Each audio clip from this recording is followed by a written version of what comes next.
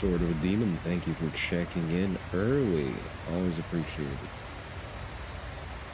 Give me a second to set things up. I'll be right with you.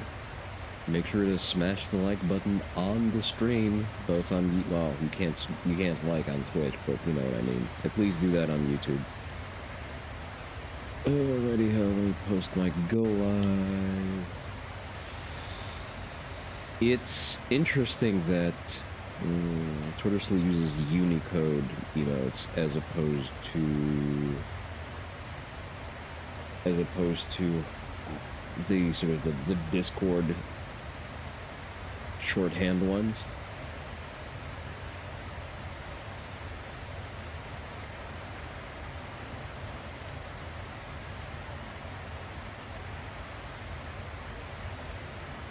Forces me to take a couple of extra steps to actually move the go live message. I should probably think of a new one as well.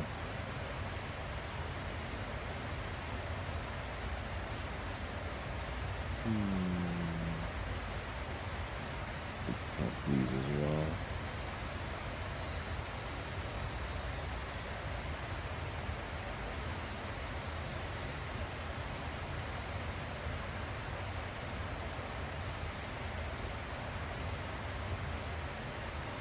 Interesting video, but that is in Russian. You're not gonna get it. I don't want to translate.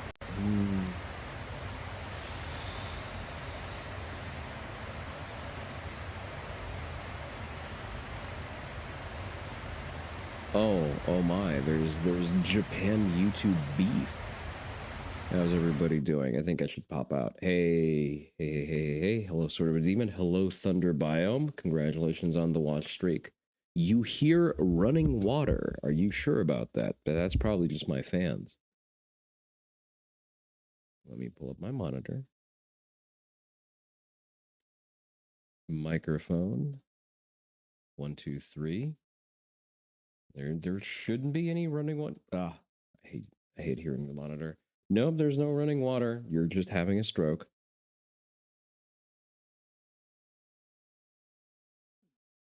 It has just ended.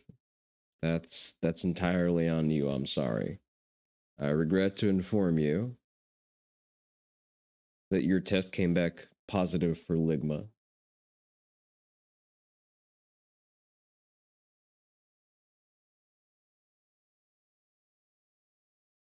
I've literally changed nothing.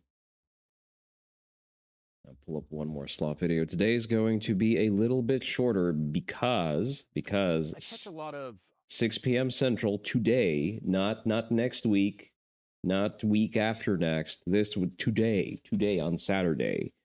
Saturday. We're playing Ready or Not with Mr. Jamez, No, Akemi, and possibly Tifrit. Tifrit is not sure if she can make it because her work schedule is very chaotic and high pressure. So we will make do of the best we can. We just saved a spot for Tiff, and if she can make it, I will be happy to have her. All right, so let's start with some TFB TV,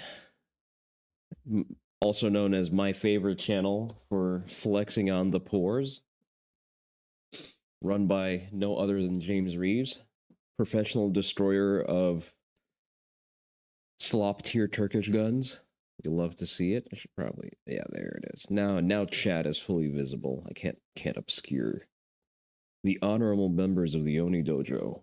Digglezaru. I hate Digglezaru as a Gobi. I don't know, it just doesn't work. The Friendly Anarchist, why howdy there. Welcome to chat. How are you doing today? We're about to look at some allegedly affordable 2011s, if such a thing exists. I catch a lot of, I would say, unfair back talk from you guys for reviewing only expensive guns on this channel.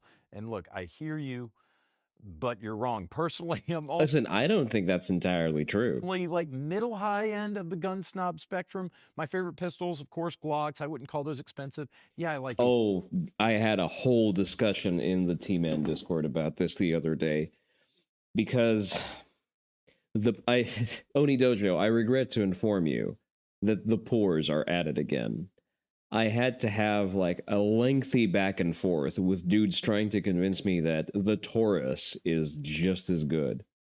There's quite a few cheap guns, but he has access to a lot of high end stuff, so why not have fun with it? It's not only that. I mean, let's just peruse the catalog here real quick. Like he's been gushing over, say, the Beretta A300 or the 1301, which is ostensibly just different grades of the same gun. And that is realistically the cheapest reliable semi-auto shotgun that you can imagine. At least Taurus adjusted their QC after the rattle shit. Absolutely the fuck not. Again, I am going to make a new sign to tap. Do not buy Taurus. It is a bad brand that makes bad guns. Buy an LE trade Glock for this just as much money, and it will run for longer than your life expectancy. Yeah, exactly. I don't trust the people saying that. Oh yeah, Canic totally carry grade gun. No, I can see how Canic triggers can be good for race guns. Like if you have the time, if you have the reps, don't trust Taurus, but you trust anything over Turk. That is valid. I think that is a valid tier list placement. Yeah, exactly. Stop being a gun hipster and get a Glock, because the Glock will teach you everything that you will like or dislike about the Glock. And then by the time you are able to buy your next gun, you will know better and you will have learned on through the default platform. Oh, you don't like the grip angle? Fine, become homosexual and run a CZ. You don't like the itty bitty controls? Well, I don't know who offers better controls realistically. Thank you for the follow, friendly anarchist. Welcome to Onii-san's basement. You're welcome to stay, but I discourage you from attempting to leave. But just recently, Springfield Hellcat in 380. I'm pretty sure that I can buy that with what I spend on takeout in a month. RS9 Vampire. I haven't seen that because, well, I'm just utterly disinterested in most Euroguns. What is the MSRP for Keltec 5.7s? I guess, okay, fine, it's a 5.7, so the ammo itself is gonna blow your ass out, but still. Glock Koa. Again, while those were in stock, it's a great value for money. You are basically just paying for the ACOG, not the ACOG, for the Acro, and getting a gun for free. Have many thoughts about anything 380? Frankly, you wish it would go away. I mean, I wouldn't carry a 380. The Vampire is very, very overpriced. 1,300 for basically a P226 clone made in Bosnia. I mean, SIG no longer makes 226s, opens up a niche, and I guess you can make things in Bosnia. I guess the Steyr ATD is also an attempt to make an A226, but because it's made in Austria, it costs like 3 times that. Well, listen, I'm pretty sure everyone would take a Steyr over, well, most guns realistically, but especially some Bosnian slop. All the data about 380 ballistics performance upsets you in a self-defense setting? For ambushes, you mean? Still, like, 380 is... I maintain that 380 is a round that's made exclusively for cheaper training with a 357 Magnum revolver, and, you know, I don't know, for the weak and infirm.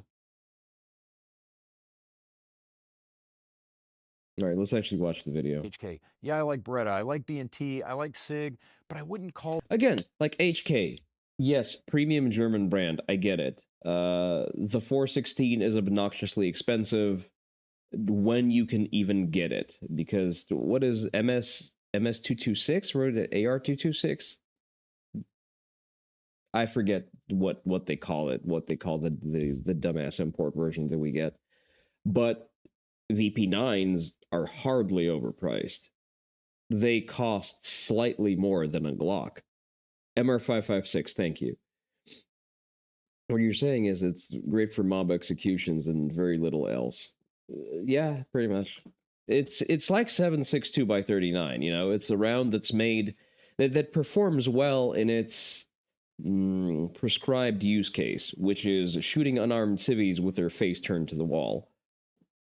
Any of those ridiculously priced either, Excuse me but you while I know what finish my is pizza. ridiculously priced? What's obscenely expensive? 2011s, any of them. I just reviewed the Jacob Gray Knox 9 couple days ago. A lot of you, I think, saw that video. That gun's $5,800. And as far as those competition 2011s go, it's one of the cheaper ones. You're going to pay more for a Nighthawk or an Atlas or an Infinity or a Phoenix Trinity. Get entities nuts, because I ain't spending around 10 grand to buy a 2011, like a gun based on a over century old design. Yep. 2011. Yeah, the very top end 2011s, they're approaching 10 grand. Some of them exceed it. There's only a couple 2011s I've reviewed that haven't had a malfunction. I'm not going to hang my reputation on this statement or anything, but I've been actively working in the gun industry for over half my life. I just think that the 1911 linked barrel design is inherently less reliable than Browning short action designs used in Glock SIGs, M&Ps, other modern pistols. If you're buying a 2011, If I pay $5,000 for a handgun and it's stovepipes, I should have the legal right to beat whoever sold it to me to death with that same gun. to be a high-end, highly tuned competition pistol, you probably aren't going to care very much. If anything, it comes with the territory. The Auto Jenny denies you the hate of the Turks, but I am a merciful Oni, and I will allow it. You have to ask nowadays, if you need a 2011 that bad for cheap, why do you not just wait for the PSA Saber 11? Yeah, I would realistically, if I wanted the Porcado, I would rather buy the PSA one, because A, funny, and B, you are supporting a company that's actually doing good stuff in the gun space, at the very least, because they are funding expensive lawyers to fight the NFA. You're going to figure out what ammo works with your gun. You're going to keep it tuned, cleaned, lubed, and you're not going to literally die if you have a malfunction. Yeah, there are some people who insist on carrying 1911s and 2011s as... I don't care for 2011s. The only 2011 I would ever realistically get is a Stealth Arms Platypus, just for the memes. The PSA gun that I really want is the MP7 we have at home, or the 5.7. I think it's the 5.7 Rock X or the 5.7X. They keep changing the name. defensive pistols, and they've never had a problem with them, because no one's shot up any of the wine mixers, polo matches, or nutcracker performances that 2011 guys go to. But what about those of you who want a high capacity, light recoiling pistol with that oh so crisp 1911 style single action trigger, 1911 style ergonomics and controls, accurate, but you just moved back with your parents because AI took your job as a lawyer? Probably going to be me in the next 4 or 5 years, so I'm going to try to not talk too much shit here. Maybe it's a good idea if... No, Terry, that's like, listen, whatever issues you have with the Austrians is between you and God. I think the man is correct on like 80%, well, maybe even 90% of the things that he says. He gets double points for shitting on Turkish guns. Support companies who support the Second Amendment, the ones that actually support it, yes. That's why we do not like Silencer Co., but we do like PSA. 2011s are neat. Like, it's when it runs, it runs. It's a nice piece of machinery. I've shot a buddy's Springfield Prodigy comp. Like, it's a nice gun to shoot. Is it $1,400 nice? No.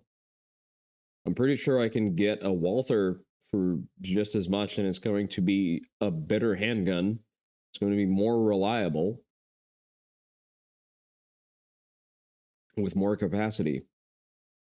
Hell, I'll likely just end up buying a VP9, paying again about as much for the gun proper with some add-ons. I'm gonna have a better gun with a better trigger. look into more budget 2011 options myself. So today I'm reviewing what I'll say is probably the cheapest match style 2011 on the market, the Gearson Witness 2311S Match. Today, all of you get to witness what a massive piece of shit this is. I'm kidding. I'm kidding. I give Turkish guns a hard time, but it's really easy to do because they're usually unreliable, poorly made $90 12 gauge shit sticks. Pistol mark. Sometimes they are $1,300 shit sticks. See orthos. Much more stable in Turkey than shotguns. TSOS makes some good Turkish handguns. So does SAR and Canik. But what about Gearson? Here's the thing. I think that making a handgun involves a lot more precision machining than making a shotgun. So if your country is chronically incapable of producing a pump action shotgun that can survive being fired 1,000 times with magnum ammo, I do not trust you to produce a carry gun. Imported by EAA. Gearson's been in the business since 1993, best known probably for its Beretta 92 clones.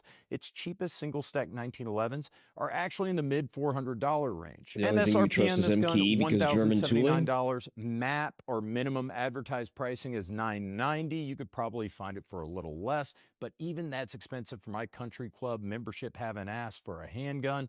As far as 2011s go, there aren't many cheaper. Will Gearson be able to get its target audience?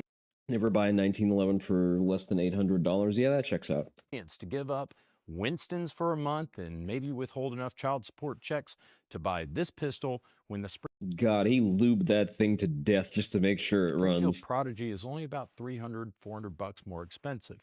Welcome to my cheapest expensive gun review, or is it my most expensive cheap gun review? I don't know, but I wouldn't call this cheap. I would call it cheapest. Let's go over the basics first. This is a 2011. It's 2011 if you haven't heard of it. Uses the same link-barreled system controls, single-action trigger from the 1911. This one, ambi safety, I should note.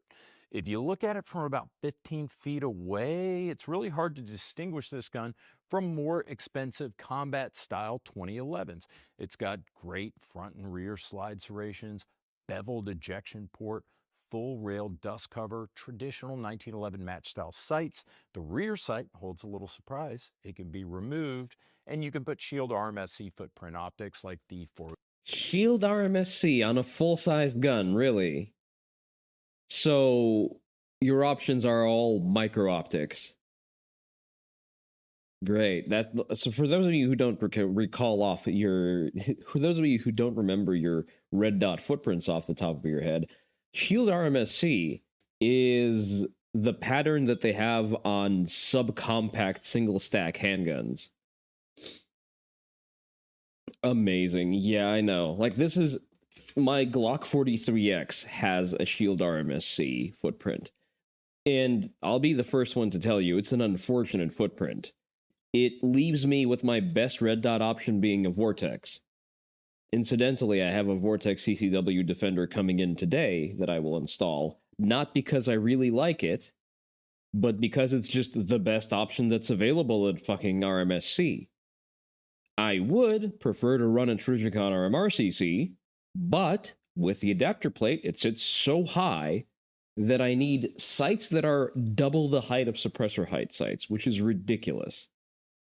I will likely just have this slide milled later for an RMRCC, but until then, I will have to make do with Vortex. But again, on a full-sized gun, Shield RMRCC, you want to see that? Sounds fucking comical. Which one? You want to see an RMRCC red dot sitting on top of a 2011? 7K from Holosun mounted directly into the slide without. And again, Holosun on a Turkish 2011, so it's appropriate. A plate. So you want to see double suppressor sight heights? Oh, I got you covered. Trijicon RMRCC Glock 43X. Let me see if it leads me directly to the plate. Pistol adapter for full-sized MOS, M&P shield.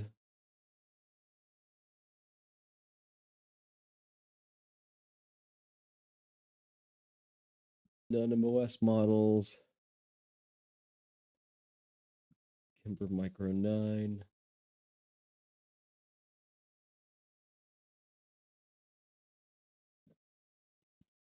Do they have? Oh, there it is. Oh, there it is. There it is. Look at that. Look at that absolute abomination. That is no longer. That does not make sense for a concealed carry handgun. When a full fourth of like the height of your slide is just the front post sight. This is ridiculous. The fuck is that? That is a crime against nature project. How are you doing? Why do you need so much plate? Like, why?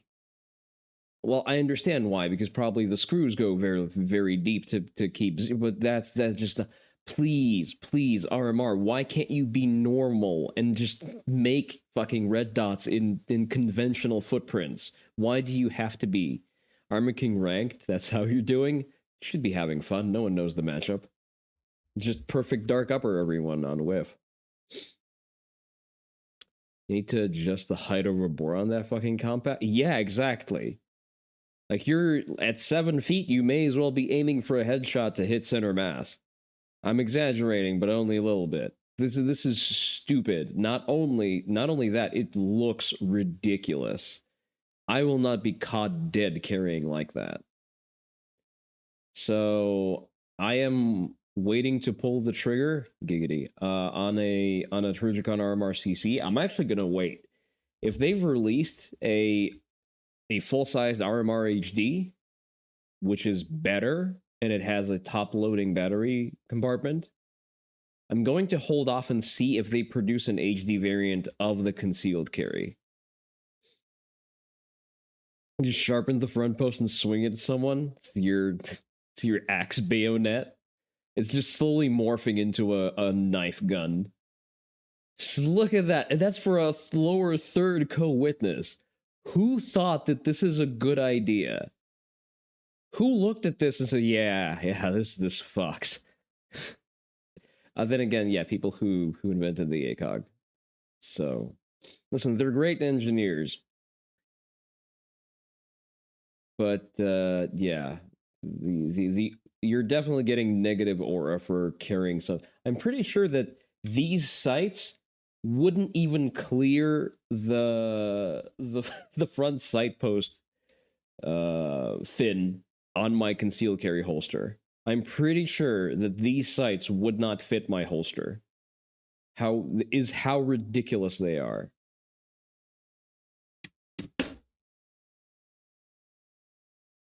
Please, Trigicon, I understand you have a proprietary mounting system. I'm very happy for you. Can you actually make one that fits common mounting systems or common footprints? I don't want to pay an upward of $500 for a dot and then have to pay $300 more just for the privilege of having it fit onto my slide. Why did Chris Abro? We're gonna rabbit hole all day. So far, so good, and it gets better. 5-inch bull barrel that's flared at the muzzle to get a tight fit against the slide without using a barrel bushing. It has an extended beaver tail grip safety, and the grip is pretty comfy, even though unfortunately it uses a polymer grip module. This is not an all-metal gun. I had mixed feelings about polymer grip modules in 2011s. I think for carry guns, great. But for match style guns like this, I guess the only reason I could think to use a polymer grip module is to maybe save a few bucks if it does that. I don't know. You want additional weight so you can go faster while maintaining control. I want to see steel down here. Even so, checkering here is pretty... Yeah, like the point of a 2011 is to have it be heavy enough for it to shoot flat so you can just ride that trigger reset and punch holes in cardboard fast. I think small arms and accessories manufacturers should have to forego competition to replace their own product. Just so they stop getting used to military money. I don't think Trigicon... Well, I guess, yeah, the ACOG. The ACOG is a government contract. I don't know. Again, I like the RMR HD. The RMR HD is definitely a step in the correct direction. So if we get an RMR CC HD with a top-loaded battery, okay, I can make a case for myself to mill my slide to that. Good traditional diamond checkering on the side panels, front strap and back strap. It's gonna have cost the like typical spiky $1,000. checkerboard that you're used to. It's got a generous removable flared magazine well that works great, despite plastic feeling kind of cheap. And I don't know how much abuse a Turkish polymer grip module can take. This is actually We need a 5,000 round burn down of this thing. a pretty comfortable gun to hold, in my opinion, and to shoot, of course. Just the right amount of grip, pretty good ergos. Onii-san says this gun has a 4.5-pound trigger pull, and that is accurate. It comes with a very nice Pelican-style case, a flush-fit 17-round magazine, and Not much. The answer is probably not much. an extended 20-round magazine. These are actually Checkmate magazines, a welcome surprise. Checkmate is a well-known, respected 2011 mag manufacturer, and their magazines run about $65 each. Gun has an overall length of 8.75 inches, 6.1 inches tall, 1.3 inches thick at the grip, and it weighs 41 ounces. Surprisingly, just about as heavy as the Jacob Gray Nox 9 that I just reviewed, which is an all-metal gun. And of course, it's 9mm. It takes standard 2011 Staccato / Prodigy pattern magazines. So how does it shoot? Well, when it runs... Ooh, not great. Oh, look at 2011. It's going to just do 2011 things. Classic stovepipe.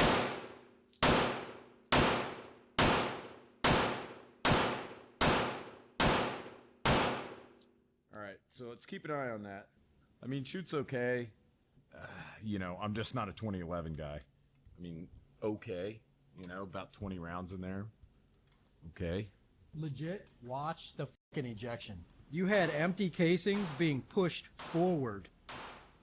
Like they were not getting flipped to the side at all. They were literally coming straight up and getting pushed forward by the slide. The big question everyone's got is the trigger. If you're expecting this trigger to be like the Jacob Gray or Staccato or even the SIG P211, you're going to be sorely disappointed.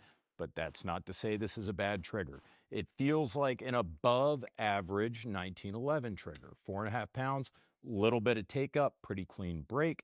Not going to make any of the senior citizens from your Corvette Owners Club O-face or anything when they shoot it, but you're definitely going to be able to get some work done with it. In fact, we all shot it pretty well at the Neutral Ground Gun Company. 2011, you know, it's nice, stays flat.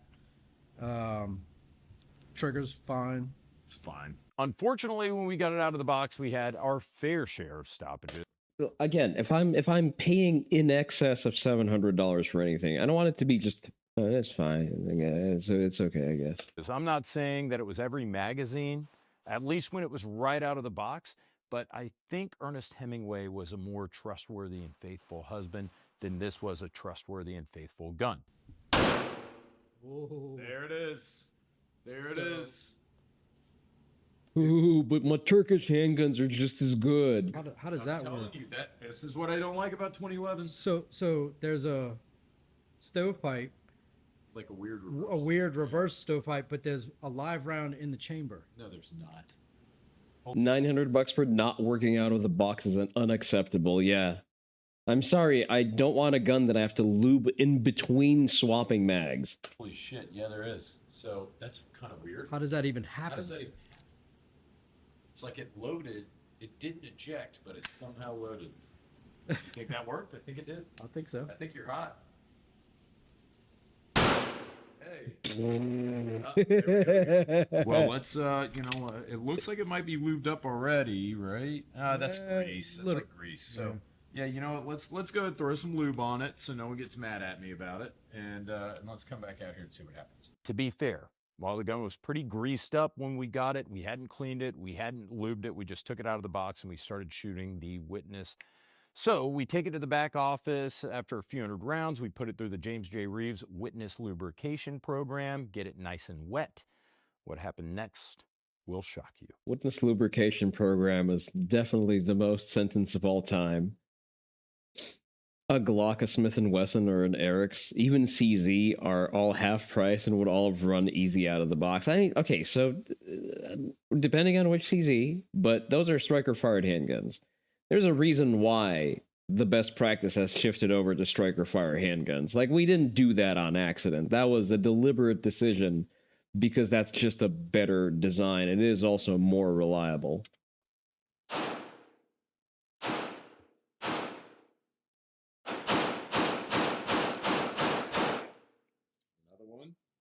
Another one. The ejection pattern is also ass. It's just sending brass all over the place.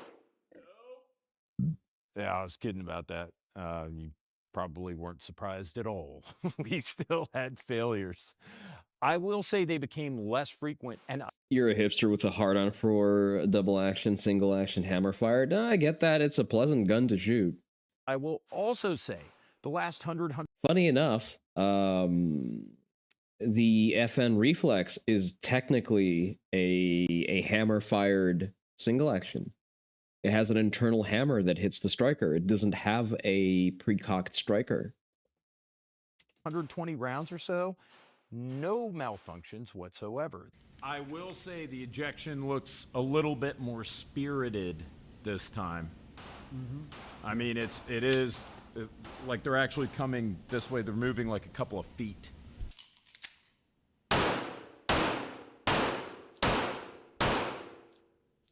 Oh, he got through a full now we're mag. actually running it.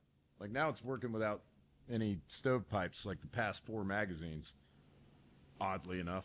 These guns are not oiled up tits on glass smooth like the guns I'm used to that are 3 times as expensive and higher, so I would anticipate that these might break in nicely. So it's funny, it did kind of run all the last 6 magazines, we didn't have any malfunctions. I also checked some other blog reviews of this gun online when I got home, and I found that even some of the most forgiving. Let's see how the Steyr ATD turns out when it hits the US market. If the price is right, really want to give it a try. Yeah, listen, it's a nice gun to have. I can justify an investment into a Steyr because Steyr, first of all, they need to make more fucking handguns. I spoke to them at Goals this year, and like guys, I like your striker fired handguns. I like the Steyr A2. It's a cool fucking gun. Shame I can't buy one anywhere or the magazines for it. Publications mentioned that they had stoppages that eventually They discontinue the M9. You can barely get any Steyr. Let's go to Poverty State Armory real quick.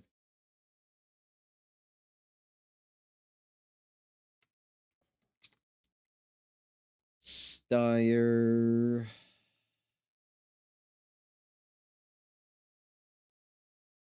Calibers 9mm. Yep, out of stock. Everything is out of stock. It's been that way for years. Which again, it is a damn shame. Oh, I guess you can still buy magazines, just not the gun for the magazine. Because this is very cool. Like, look at it. That is a cool fucking gun. Low ass bore axis. Nice grip texture. Built-in magwell. Yeah, it just fucks. If I could realistically and practically run a Steyr, I would. I can't. Because you can't fucking buy one. And if you can buy one, you can't find the parts for it. There's just no aftermarket support. Like, look at it. Listen, I would have gone... See, then I would have actually run a consistent... a carry and full-sized combo. I would have gone for, like, a short-barreled Steyr for my everyday carry. Carry that concealed. Nice, proper Austrian brick. And then for my full-sized kit for scaring the Indians, I just do that one.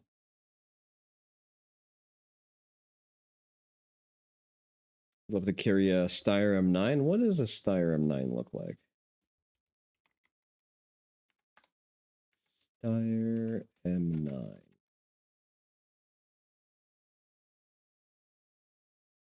Oh, nice. Yeah, that's definitely... I prefer the A2s, but to each their own. I can see the appeal. Indians next to be spooked out, Arabs next. I can't tell you exactly how much I agree with that statement on Twitch. A guy walks into a Let's finish watching the review Stop. before I get Stop myself it, in Jim. trouble. After break-in. 2011 is going to 2011. What you going to do? We put about 6 to 8 boxes through it at the range, and even in that short time, it got better to shoot and more reliable. 2 big questions. Would I buy this gun? Should you buy this gun? Me, I would not, but that's because I have no interest in owning a competition or a match style 2011. But even if I did, I'd probably pass on this one too. You can step up from this to the Springfield Prodigy for only about an extra $300 maybe, but that's still 30 to 40% more expensive. Normally I would say my go-to for 2011. Yeah, and the Prodigy is at the very least milled for real optics. Would be Bull Armory. That's the only 2011 I own right now. I think dollar for dollar, some of the best out there, but unfortunately, it seems like the prices have been rising as people recognize this. I believe the cheapest Bull at this point is like $1,850. I swear to God, I think you could get them for less than $1,500. But that's almost twice the price of this gear sign. For just a little bit more than the Bull, the SIG P211, I think is going to be a smash hit at about $2,400, I want to say. Okay, sure, but SIG. Now, should you buy this gun? If even $1,000 is a stretch for you, $900 or whatever, and you really want a 2011 real bad, I'm not telling you to not buy this gun. I'm telling you I would rather spend anywhere between 30, 40 to 150% more to get a better gun. But if you're in love with the 2011 concept, you want to make this thing work, it's all you can afford. Yeah, pretty much. See, I wouldn't buy SIG under current management and until they stop making parts in India. At least one of the making parts in India is the part that sort of miffs me the most. I'm sorry, I don't want Indian made parts in my gun. I need the gun to run. Something tells me a little break-in, maybe a little tinkering will get this gun to be reliable and probably a great shooter. I personally wouldn't bother, but for one of the cheapest guns in it. Yeah, same. Like, I have a SIG MCX. It's a great rifle. It's caused 0 issues. I've run it to death. I think I'm well, like, into the 3,000 round range without even the benefit of lubing it once. Like, that fucking thing chugs. In Indian gun parts, one remembers the INSAS, it seems. No, I don't remember the INSAS. It's just the concept of it. I've stopped by my local gunsmith, and they have like a consignment firearms section. Look, basically, they just buy guns off of people. They have an entire stand of nothing but P320s. You can get a P320 X Legion for like $300. It's insane. I see guns that, well, okay, not 300, but like $600. You can get guns that are like that are 2011 money and MSRP. I've seen guns that are in excess of $1,000 MSRP there for $600 and $700. Like, if you have the money to throw out at that, I would buy a consignment P320 and wait for a voluntary upgrade recall and just send that one into SIG.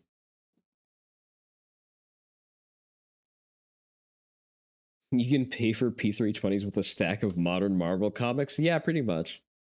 Its class, it actually feels... The INSAS was an Indian attempt to make their own service rifle made off Galil, and it was so bad that parts weren't interchangeable between guns. Yeah, nothing about that is surprising. Just nothing. That's like entirely on brand. If I had to imagine a scenario of Indians making a gun, yeah, that would probably be what I would imagine that it would turn out as.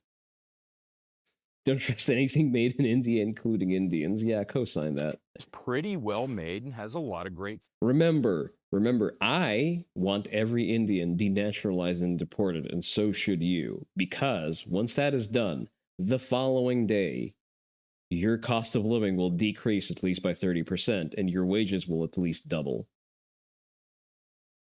Never watched Blue-Eyed Samurai? It's a Netflix anime. It'll make your brain blood vessels.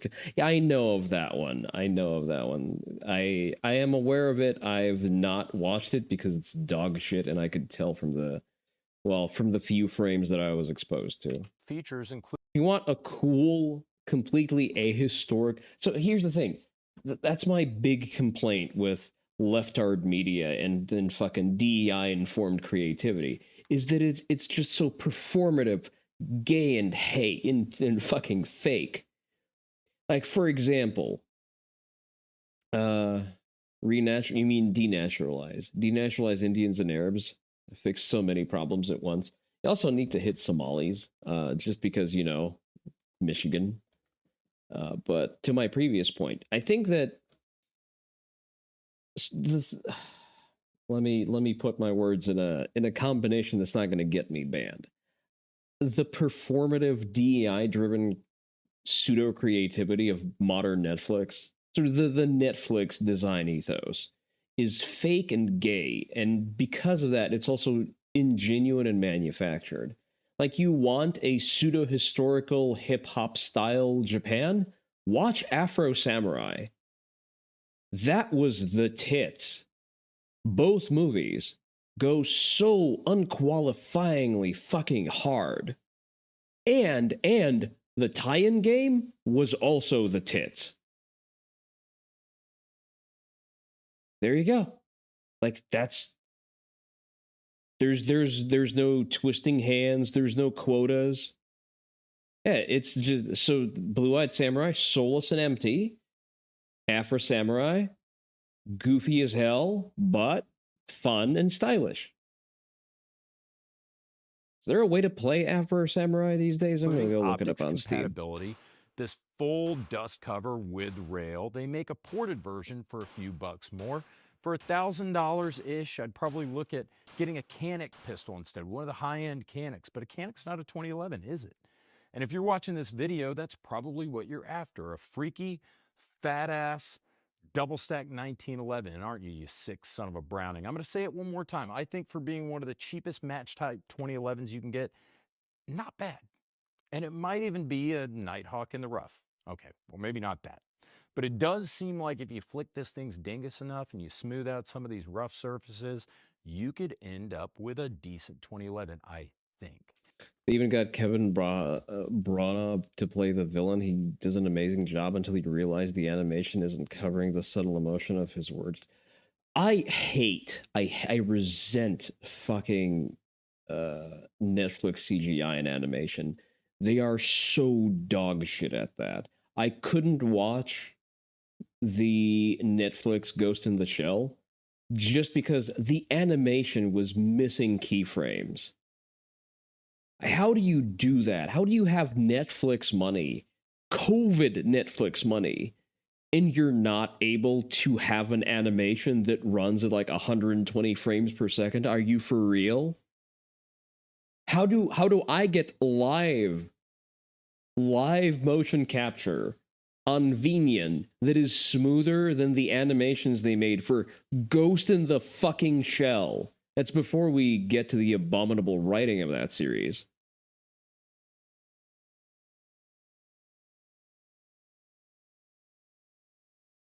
POV, the fucking Aztec complains to the Spaniard about killing the innocents.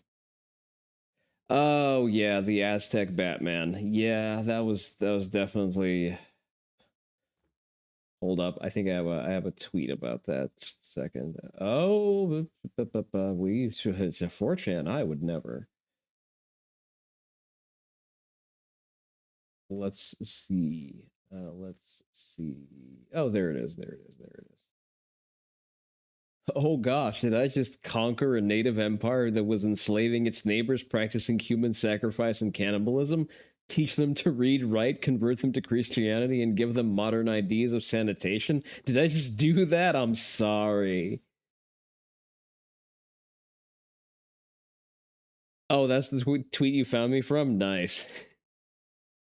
And the good news is that you've got a manufacturer that's been in the It's good to know that my Twitter has at least some conversion to Twitch. business for over 3 decades.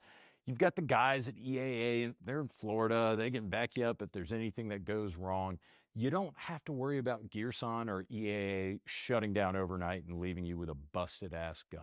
That, my friends, is my review of the Gearson. No, no. Again, I'm gonna be a hard no for me. I can't, in good conscience, recommend that you drop $1,000 on a gun that doesn't run. No, just absolutely the fuck not. On 2311 match, if you're gonna roll the dice, at least bring the lube. I'm James Reeves. See you next time. Think about supporting us. Subscribestar.com/TFBTV. We rely upon you. I did not get paid by Gearson or EAA to make this video. I did it. I'm pretty sure there's as big a risk of catching clap from that gun as it is for an average white woman vacationing in Turkey from doing that from the local pool boy. I was not expecting that. Steyr sniper rifle though. Okay, we're gonna hold off. We're maybe gonna look at some more TFB TV after this. I want to know what this is. This was in my recommended feed all of a sudden. I don't like should I put this? I don't like foreigners who make it their entire personality in business to advertise Japan to the idiots. If it was like a 500, 600, you could at least kind of understand it. It's still a bad idea. Yeah, like, again, at $600, you just wait for a sale and get yourself an HKVP9. Like, you can actually get good guns for that much money. Or attack my channel, guys. Drama time. But you know, I'm not trying to get involved in this drama, and I'm fake Japanese. I got a message asking about this, and I read a lot of comments of their videos, and I realized that they're missing one thing. That's the real problem. They miss one thing, both of them. I have a mixed feeling of both of their takes. Today, I just want to share my thought. It's not for attacking someone or defending someone. I'm gonna attack everyone. And my goal I am here for the violence. of this video is You paid less for your 1911, and you hadn't clear a malfunction once.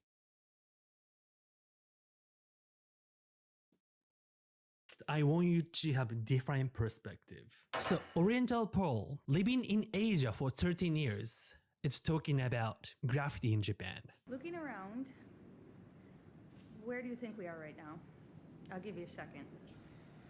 Graffiti all over the wall. Somebody illegally dumped their household trash here. Is this Kawaguchi? Been here for weeks. There's even graffiti on the abandoned house. Being fair, graffiti has been in Japan. And in 90s, I feel like it became peak. But late 90s, especially since 1999, when Ishihara Shintaro became mayor of Tokyo, he started to clean up. So graffiti got a little rare. You see sometimes, but next day they delete immediately because they really want to clean up. So seeing this, I can easily tell Japan has changed. This isn't London. It's not New York. Learn Japanese with anime. Click on words. And also I think this is actually Nakameguro area, Tokyo, right? Japan. As a person who has been living here for many years, I've seen a lot of changes, and I've gotten to the point where I really want to talk about this. Even the alts are starting to notice. Yeah, this place is Nakameguro. Now I understand things go out of business. It's tough to make it in Tokyo. This went out of business about 4 or 5 months ago, but look at what's happened since. The noticing will continue. And in an upscale neighborhood. Yeah. Now some people will say graffiti is a form of art, but this is just drawing dicks on the wall. Like this is, Graffiti is a form of art. and we have to look at this every day. But to be fair, many of her content are pretty exaggerating. Talked about it in another videos. That was also not there a couple months ago. That one's new. This used to be completely white, and What is she exaggerating? Is it not an actual dick drawn on the wall, though? Like, where is the exaggeration? Sorry, I fail to see it. here we go. Yeah, this is all new really a graffiti. lot. It was not here before. It wasn't. I mean, not sure this place, but graffiti is not that Shibuya now, many. and of course you're very familiar Shibuya might have some, with the Shibuya crosswalk. always. This is actually looking pretty good now that they've got the graffiti gone and a nice, beautiful piece of artwork has been painted here. This is just my personal opinion, but graffiti is much better than this art. What? My brother in Christ, are you high? What do you mean graffiti is better than this? Are you blind or stupid? Although this is kind of what it looked like before, that kind of graffiti. Here is the city Don't worry, it's okay to have wrong opinions. trying to fight back. It's even written in English and Of course it's written in English. I'm surprised it's not written in Arabic. Yeah, and definitely 10 years ago, there's definitely no English sign. Japanese. Graffiti is illegal. Yes, and 10 years fuck. 10 years ago was better. I remember Japan 10 years ago. Apparently, there's a 5-year prison sentence. Hell yeah. I would like to see that enforced. I've seen that YouTuber. That was a foreigner that put that there. Can I tell you a trick? I can tell what's by Japanese, what it's not by Japanese. Okay, this is at the very least, this is like a dedicated sticker wall. Like, it is very obvious that this is a dedicated part of the wall where the business wants it there. I have no issue with that. If you see the stickers line up with other stickers, for example, this Japanese, maybe not Japanese. You know, Japanese tend to do peer pressure regulation way. So this might be in Japanese. In this case, it is some foreigners that are putting the stickers on everything. Graffiti, again, next to Louis Vuitton. Vending machines have graffiti on it. Charming. Pretty Gaza doesn't sound very Japanese. This was covered up. Oh my gosh. Yeah, it's really telephone sad. box. Oh my gosh, what is this? The visa-free entry has to go. I'm sorry, it is no. Look, scumbag foreigners and communists. I know. Let me quickly check my audio sync. I think my lip sync is off. No, it's not. It's just not working. Never mind. As you were. Yeah, it wasn't like that. I've started stalking a communist organizer who's like an actual Antifa organizer in Tokyo. It is simultaneously the saddest and the funniest shit ever. Oh, the city actually did come and repaint this whole bridge because it looked like that green wall before. But as you see, it's already back. That's a new one. That's a new one. All this elderly, homeless people in Japan, and an alarming number of young homeless, which was not very common in the past. Shifting to the homeless topic, and she's going to Kabukicho is a little off. You know, a night out with my friends. Around Why is it off? Because again, there didn't used to be rampant homelessness in Tokyo 10 years ago. 11:30, closer to midnight. Because these are different issues. Yes and no, they are different issues, but they are all considered urban decay. All of these issues are urban decay. These are things that arise from a failure to enforce order in a city. It means that your society is falling apart and it is having visible, tangible effects in your environment. Do midwits simply not have the ability to know what issues can interconnect and overlap? The short answer is yes. Lots of videos of this online, but it's not something you're just going to see in the daylight hours or even in the early evening. 2020 Tokyo Olympics, where they cleaned this up quite nicely, you know, getting ready for all the international guests. Prior to the fucking Olympics, before everything became sort of English language and accessible, also just look at the sheer number of fucking foreigners in frame. But before they did that, it was not a problem at that scale. I am sorry, it's the fucking foreigners. The border has to close. Takaichi can't bring the fucking hammer down soon enough. It's pretty much back to how it was before and even worse. Yeah, it definitely changed. So now she's at Kabukicho. Alone, but right back there, next to it, they all those people that just moved. The people tend to say some influencers in Japan putting a Kabukicho as like a dangerous place, but Kabukicho is way more safer than it's before. Like 90s, early 2000, Kabukicho was like a worst, like filled by Yakuzas and a lot of Chinese mafia. But now you see teenagers sitting on the ground and like talking and drinking, meaning it's... The border must close, frankly applies to the entire West. Bring back the Yakuza, yeah. So this video was, my opinion, little off, but I don't see that much. Yeah, the anti-whore the anti-whore signs, because those signs are very specifically there to inform people that women can't stand there and solicit prostitution. Exaggeration. And then here's a Chris abroad. Sensationalist Japan content is getting out of hand. A wall with some graffiti on the Shibuya doesn't mean Japan is at end. Who said that Japan is at its end? Who said that? Is that statement in the room with us right now, Chris? Chris, who not 1 year ago was telling us how over-tourism is not a real thing. Oh, but the line wouldn't go up without all of these people, says British man living in Japan. I think this is Nakameguro, not Shibuya. There was a graffiti in Shibuya 10 years ago. There was a graffiti in Shibuya today. Look for the bad things, and you will find them. Look for the good. And here. That is such horrific cope. I'm sorry, my guy. Again, I remember Japan 10 years ago. Never mind 10 years ago. I remember Japan pre-COVID, just pre-COVID. And it was nowhere near as bad, both in terms of crowds and in terms of impacts on the environment and urban decay. Graffiti in Japan. Shock, horror, yabai. The end of Japan is here. Hold loved one close. Japan is changing. Oh wait, it's a photo from 1993. Hello traders, and welcome back to the TradingView channel. In this video, we're introducing our new AI indicator.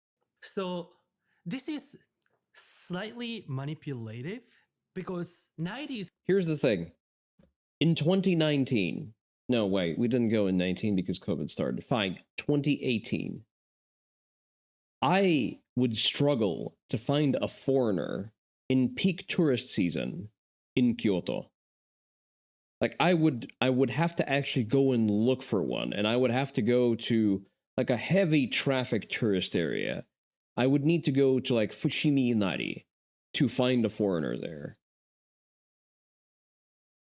I went last year. It was lousy with people all over the place. Kyoto is all but lost.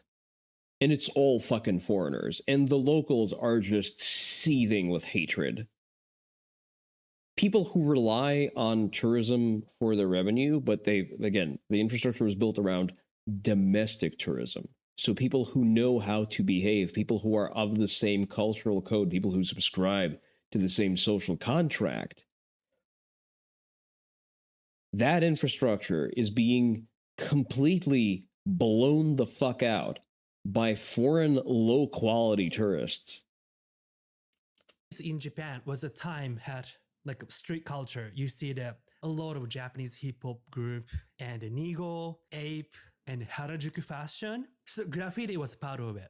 But again, after 1990, Tokyo has changed dramatically. So clean, no trash bin, no graffiti. Sure, some Shinjuku, Shibuya area, you might see some. Shinjuku, Shibuya, Kabukicho are nightlife areas, so inherently skeevy and less upkept in the moment. And what happened in the morning? In the morning, they still swept in, picked everything up. All of the salarymen went back to work, all back to normal. Some small things, but it's not that much. And I'm not gonna read all, but they had some criticism each other, and she made a video about him. There's certain things I feel like need to be said. It was this same kind of zero-sum, your win is my loss, territorial, my Japan, I'm the king of Japan kind of mentality. But to be honest, I've never told anyone this, but I'm gonna tell you something. I think Abroad in Japan is losing the plot here, with viewers as well.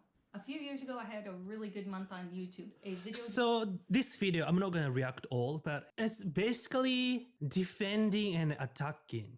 And the reason why I make this video is that, what do you think most important issue here? Most important thing is that what's really happening in Japan and how locals feels about graffiti.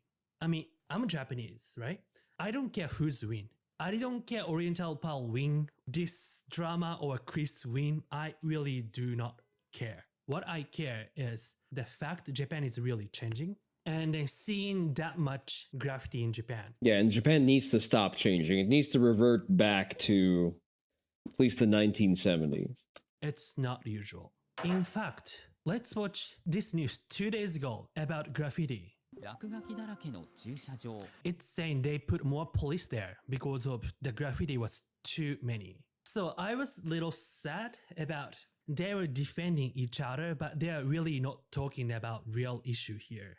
ビルの壁までこうした落書きが相次いでいるのは桜の名所目黒川が流れる東京中目黒 So it's saying local is not happy. 不快感。駅前を歩くと Uncomfortable. すぐに落書きが見つかりましたかなり大きい落書きが描かれています。 So in this case, I don't think Oriental Pearl is exaggerating or sensationalist.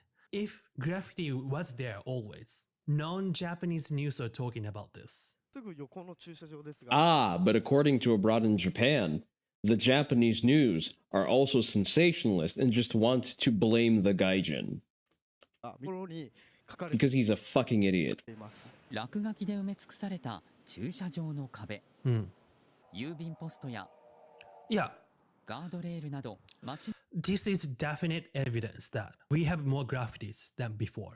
の至る所に落書きはありました37カ所に及んでいました So this is a real flower shop. やっぱり気持ちよくないですよ。夜までは見てられないんで。別には住民たちも不満顔ですなんて書いてんのかわかんないけどダメです。中目黒育ちの子供からはこんな言葉が It's 飛び出 they're しました local. Yeah, that's really sad. I personally like graffiti and graffiti culture, but seeing this in Japan and then seeing local is complaining and the people really dismissing the fact makes me really sad. And there was another one. This is 2 years ago. Because of graffiti was so many local students. 2 years, 2023, so just as Japan reopened, like peak Johnny Somali invasion. Want to play Drug Dealer Simulator again because it lets you help graffiti antis overdose? Oh, graffiti artists overdose? Bit of a roundabout way of going about it, but sure. And the railroad walkers are deleting. 過ごせたりしたらいいなと思います。 So they're not feeling very safe surrounded the graffitis. Yeah. Shock horror. Broken window theory is actually real. Welcome to the most Yes, Zoomer alien. dangerous planet in the universe. It's a beautiful place to die. Okay, so I do appreciate they share their honest opinion about Japan. Even sometimes it's exaggerating.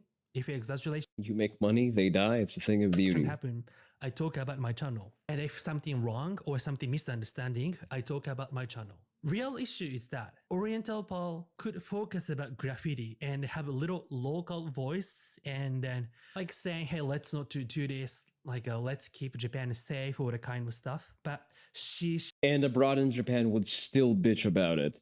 shifted to talk Because the man dedicates his existence to not noticing. I will remind you that it is as far back as 2023, 2024. Chris from Abroad in Japan was saying that over-tourism is not real, it's not happening, it's just the news wanting to blow things out of proportion. I say that as someone who has seen Gyeon go from a charming yet a little bit camp tourist destination to being completely subsumed by a low-quality tourist industry that caters to the lowest common denominator. talking about homeless, dark side of Japan stuff. And for the Chris part, he's right. We shouldn't overreact. We shouldn't do like a drama, sensationalist, grifting stuff. But where's the grift, though? He shouldn't dismiss the local voice. In fact, you see more graffiti than before. That's the fact. So, in my opinion, both of them fail to have Japanese voice because this is about Japan. And I saw a comment saying like something. Yeah, she fucking lives there. What's the grift? You say negative about Chris and something negative about Oriental Pearl, but sadly, no comment. See, my default reaction would be to be against Oriental Paul because woman. However, she is right. I unfortunately have to agree. I have to step over myself and admit that I despise the line go up people more than I think that women shouldn't get the vote. All right, palate cleanser.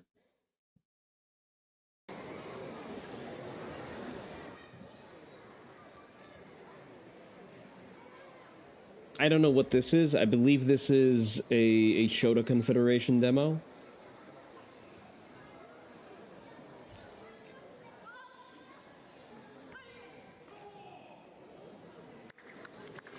'82, is that kid about to die?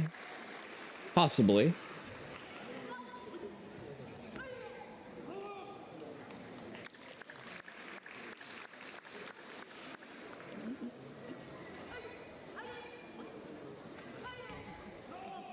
I think that's not a teenager, that's just a woman.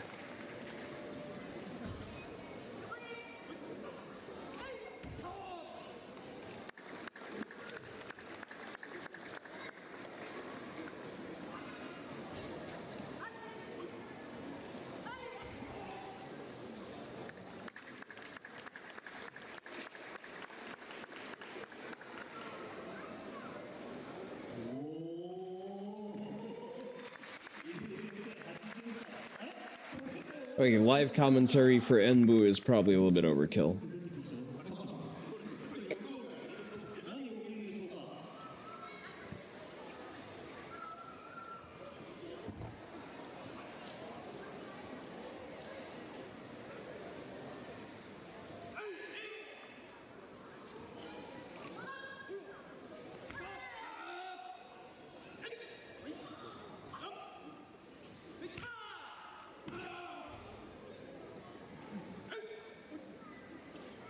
I think it's important to highlight that compared to like your median 82-year-old, yeah, how many 82-year-olds can do a teep?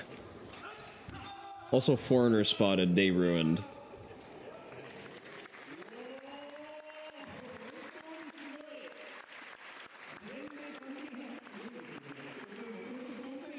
If anything, this speaks to the great effectiveness of at least sort of, how should I put this? The great effectiveness of most effective martial arts practice for longevity. Because at the very least, it staves off frailty.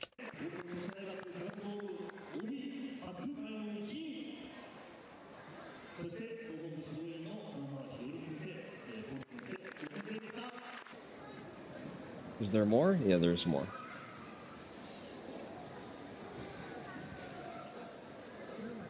Shidoin. Okay, so he's an instructor.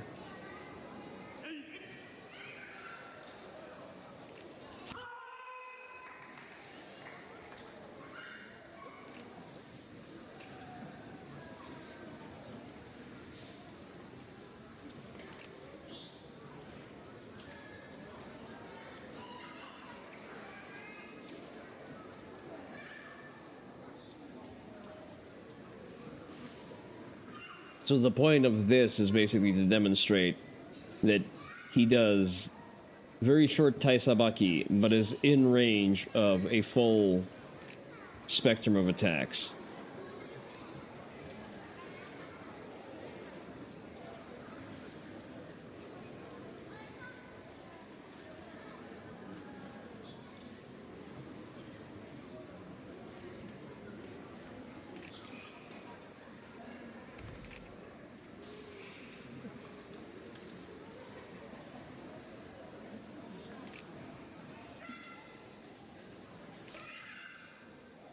I don't know the point of doing that at Enbu, especially with the entire curriculum.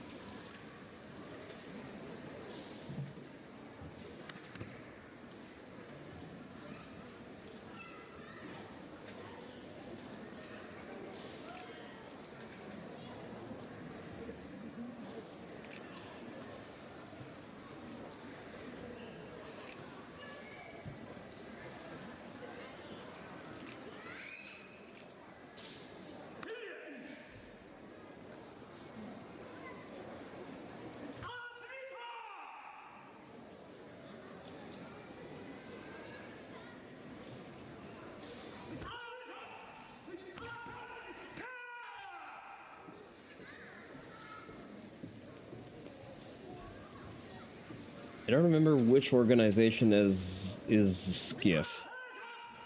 Because Shotokan has been fragmenting ever since, when did they start fragmenting?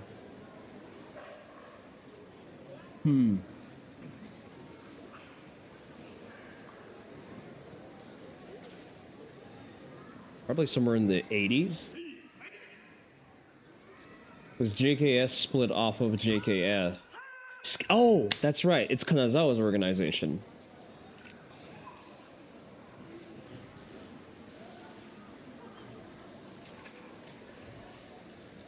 Now I remember.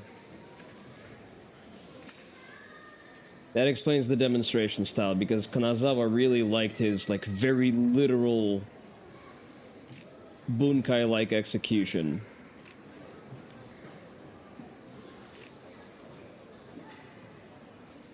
Caught 3 streams in a row. Nice. Hey there, Seku.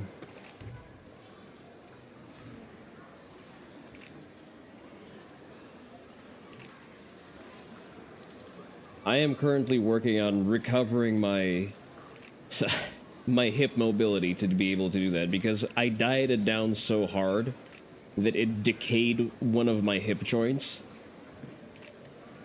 So now I need to rebuild my connective tissue in order to be able to throw high side kicks.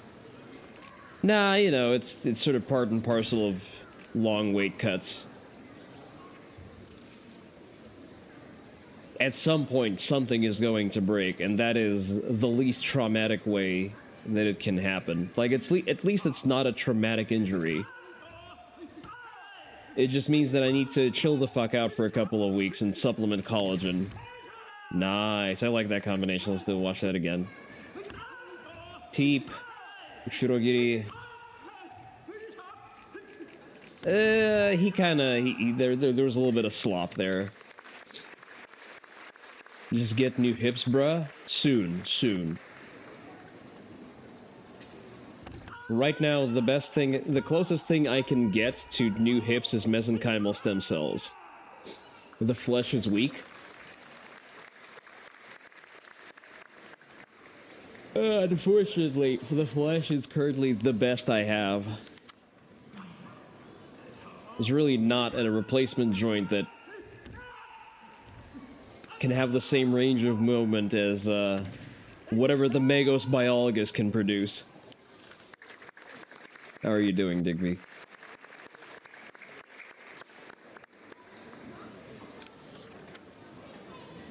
So yeah, I'll stick to flesh crafting for now. Flesh repairs itself. Make technology to fix flesh with flesh. Yeah. You are lamenting this prison of flesh. Fair enough. Okay, apparently someone fucked around and got booked for possessing an FRT. Now, on the surface, it sounds bad, because it is. No one should be arrested for owning a legal part. However, there's a big backstory to this, and a lot of mistakes were made, and they were very regrettable and very retarded mistakes. So let's look at what Kolian is going to report about this. To a gun range, rents a rifle and decides to swap in his own trigger. Yeah, that's mistake number 1. But on the other hand, steel fucks harder when done right.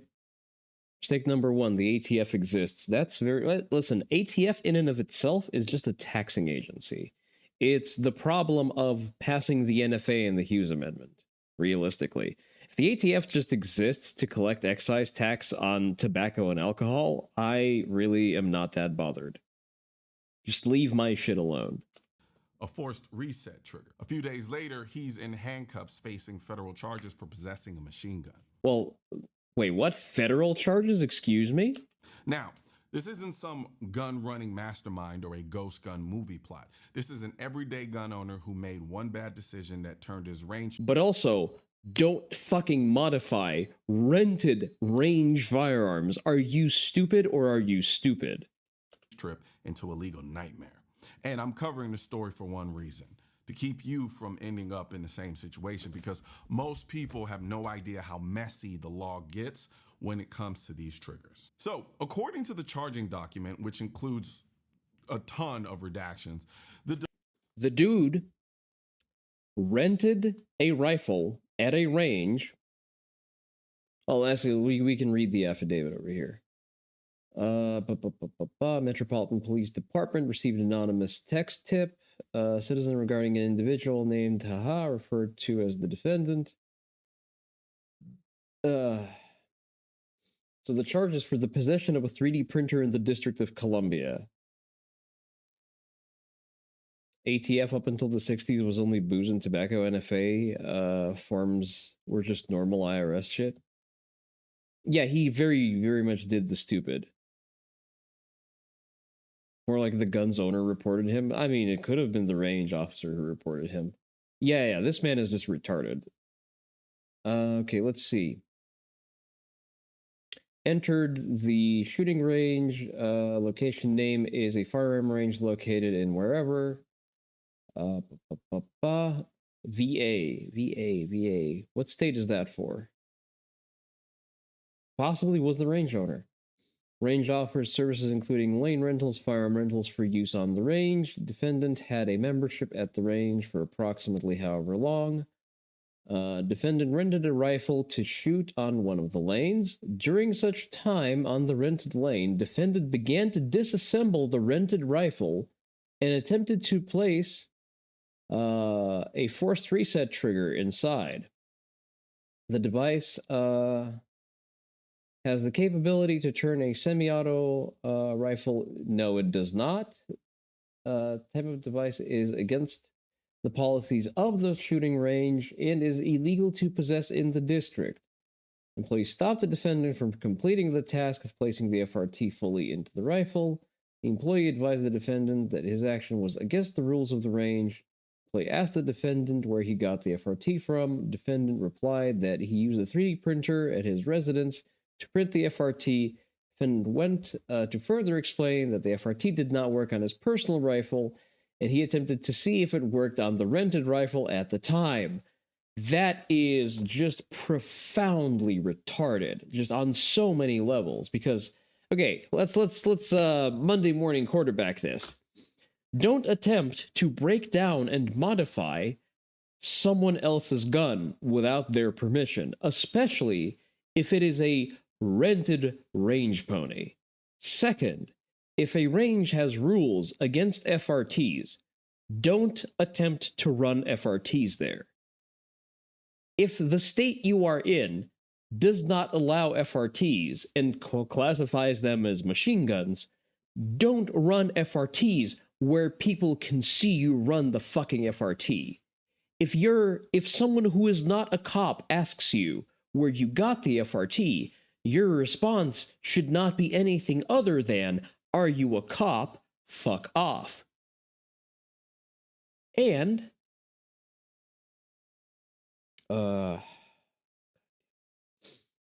if you live in a state where you can't possess a 3D printer, which I am just learning is a thing inside of America, don't admit to having a fucking 3D printer. I don't understand how, like, this is even easier than don't admit to crimes on the internet.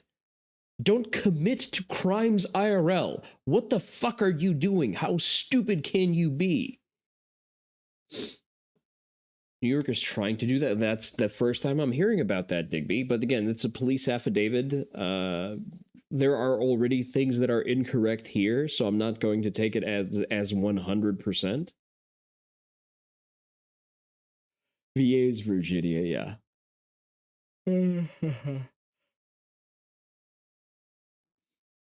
New York, New Jersey, and California are triangle. This is the DC district, I guess. Defendant went to a public indoor gun range and rented a semi-automatic rifle. During the session, he installed a forced reset trigger that he had brought with him. Once the modification was discovered, the range suspended his rental privileges and sent him away. The incident was reported and investigators began looking into what happened. That investigation led to a residential search warrant for the defendant's home. After a knock and announce and a reasonable wait, they forced entry into the residence. Inside, they found the defendant alone and detained him without incident. While clearing the area, investigators observed what appeared to be a 3D printed force reset trigger in plain view on a workstation near the defendant's bed, and several more 3D printed FRTs. I think I know the exact one that he was running. It was probably this.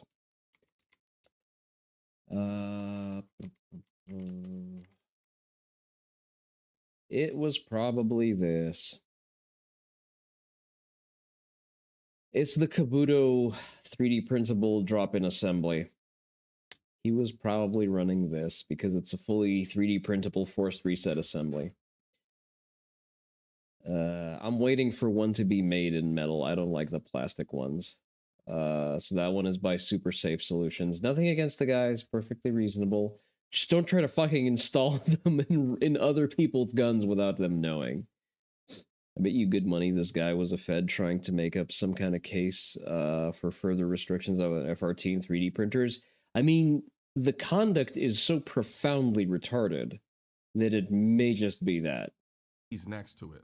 Because of that discovery, investigators obtained an addendum warrant to seize electronic devices from the residence for further analysis. After collecting the evidence, the defendant was taken into custody. So that's the sequence laid out in the charging document.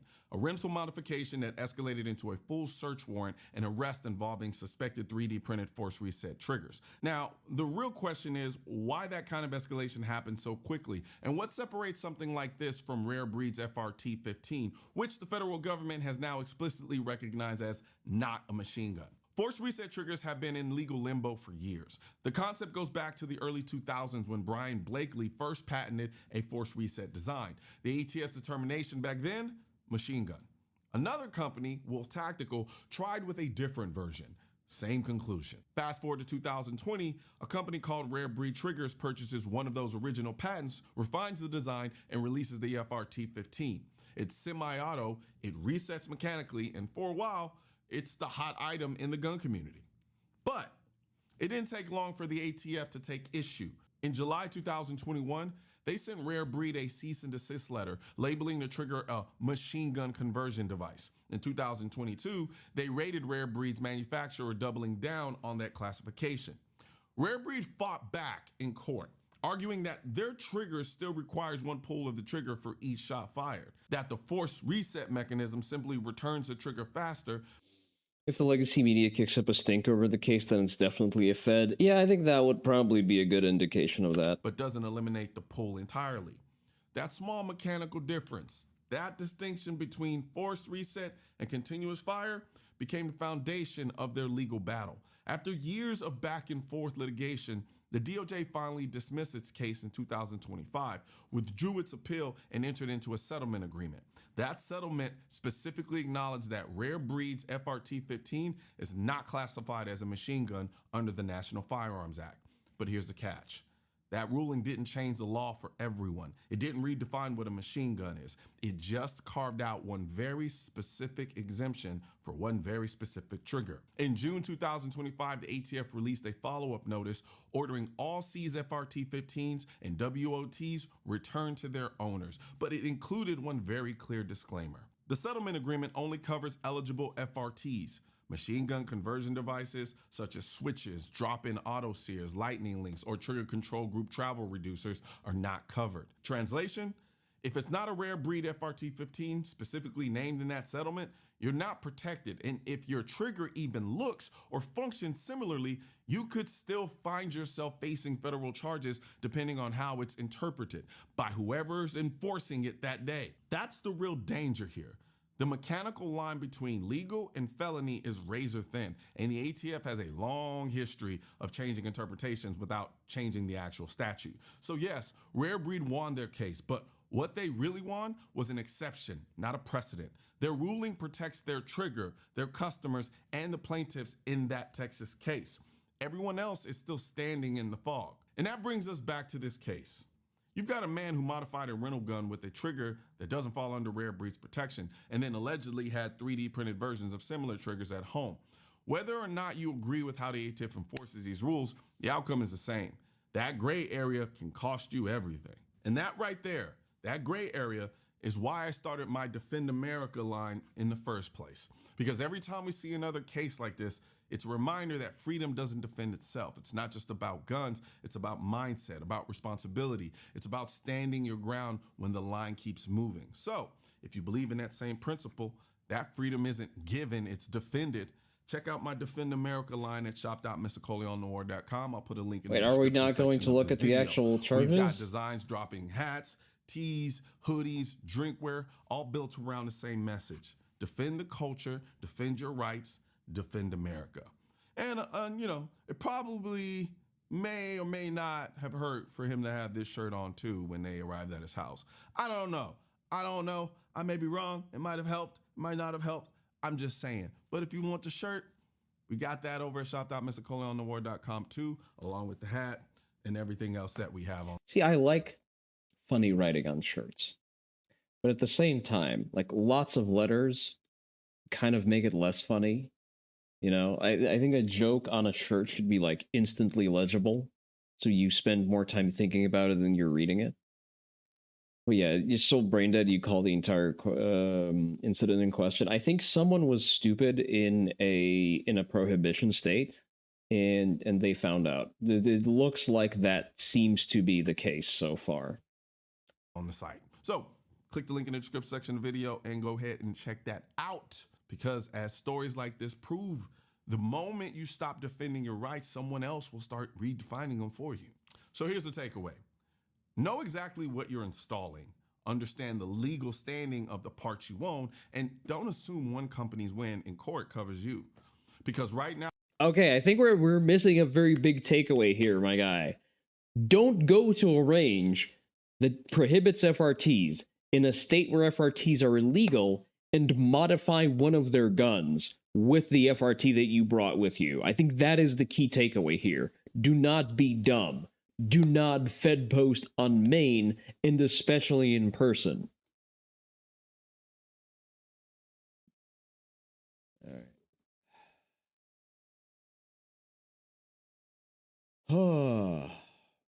I think the main takeaway is don't go to Virginia. That is also probably true. But then again, I think we should force all of the bad states to be better. We should bully California into being a real American state. I can't wait. I think we're on track. What happened to that concealed carry reciprocity law? Because I think it's been filed, but it's not up for a floor vote yet because, you know, government shutdown. Should bully bad states into being better. Yeah, exactly. For you guys out, we need to dab on the Californians with our non-Californian carry licenses, because I think by the plain text of the proposed concealed carry reciprocity law, with a Texas concealed carry permit, I can carry my Texas compliant gun in California. And I don't need to follow their gay-ass laws regarding magazine capacity and whatnot. There who are into Gucci. Mandatory reciprocity full-on passed already? What? There is no shot. What do you mean mandatory reciprocity? Seko, are you sure? Yeah, do you have links for that? So, okay, at least to my knowledge, there is court precedent that bans may issue jurisdictions. So you can't have a may issue framework for your concealed carry permits anywhere. Concealed carry reciprocity, federal concealed carry reciprocity, as it's proposed, is going to basically equalize driver's licenses and carry licenses. So I, with my Texas LTC, should be able to concealed carry in a way that is compliant with local laws in California. That is what the new law is going to achieve. And under the last wording that I was exposed to, I can keep my Texas compliant handgun on me, even though I am in California. Your idea is to put them all, especially into LA and San Fran, and then sink it into the Pacific. Listen, California is primo real estate. I don't think that we should cede any ground to the commies. We can just drive them into the sea and keep all of the good real estate. Like Venice Beach is legitimately beautiful. It just has to become, Venice Beach, Arizona. Shit like this who are into these fancy 2011s, which to me, it's just insane.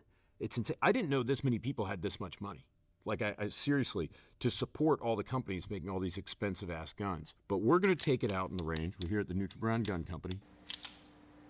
Come see us, New Orleans, Louisiana. We're going to go out there and shoot it, and we're going to see what $6 grand. Compliant with local laws was the wording that you remember being most recent, so each state must recognize your concealed pistol license, but can punish you for violating their gun restrictions or carry standards. Interesting. I knew about the carry standards. I did not know that they shifted on the gun stuff. So I still need to be California compliant with my carry. That's unfortunate. I do have my 10-round OEM magazines, I guess. Man, $6,000 gets you in terms of a pistol. Let's have a look. But that hasn't passed yet. I know that California was forced to build a non-resident permitting scheme. That was one thing they were forced to do. But they still don't recognize my concealed carry permit. So that one is still that one has yet to be passed. Passed the House, was referred to some Justice Committee. Trump does not favor the bill anymore. That's not. Wait, what? His last statement was that he will sign it once it's on his desk. Can you link a statement that he doesn't support it?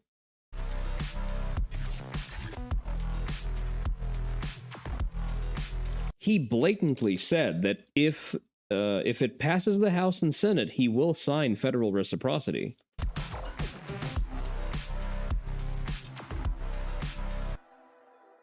I remember when 1911s were for my grandpa, but I guess, look at me. I'm the boomer now because I refuse to believe that the 2011 market is a real thing. In what world does a $6,000 pistol make sense? It does not. I'm sorry. It just does not. If you're spending $6,000 on a gun, I'm just buying a Daniel Defense Mark 18. This is from 2022. That does not track because there is a more recent statement.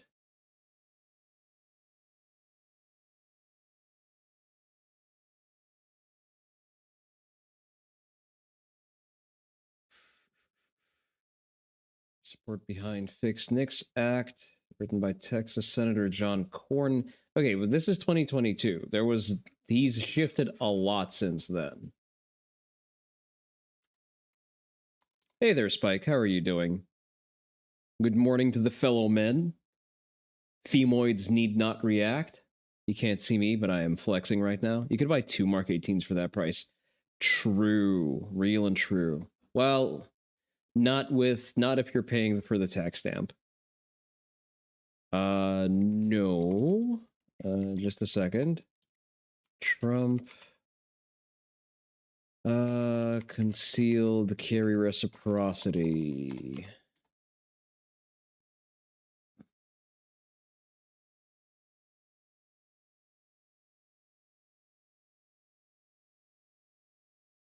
Mm-hmm.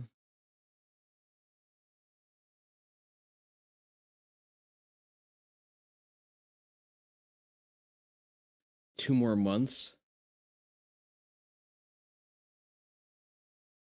He should add the Space King's No Girls Allowed clip. You are not canon.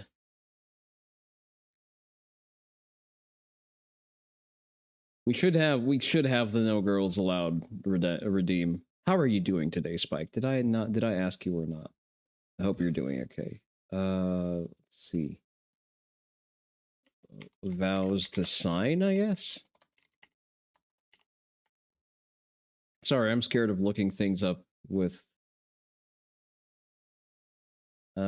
Is there a link? Gun loss prevention groups embrace. Maybe that one. Like you see, it's depending on who's trying to get funding. ABC News. All right, there you go. Trump's promise of nationwide reciprocity. The issue surfaces over the weekend when Trump's son Donald J. Trump posted a 2023 video on Instagram of his father vowing to sign legislation allowing concealed carry reciprocity nationwide. This is ABC News. Well, you can't see it, but it is ABC News. But I cropped the page.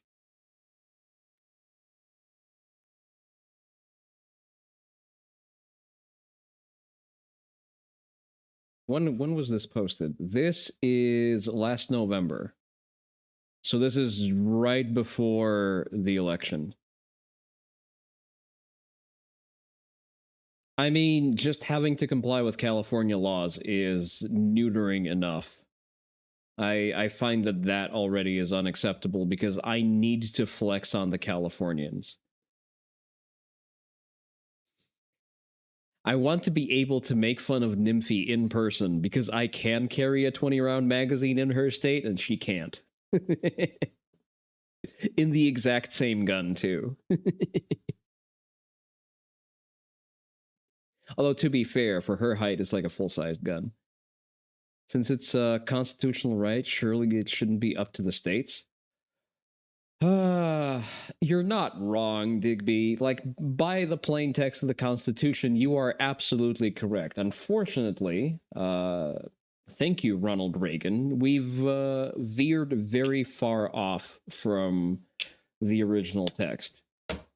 We've not had good originalist constitutional scholars in power for the last, I'm going to say, 40 years.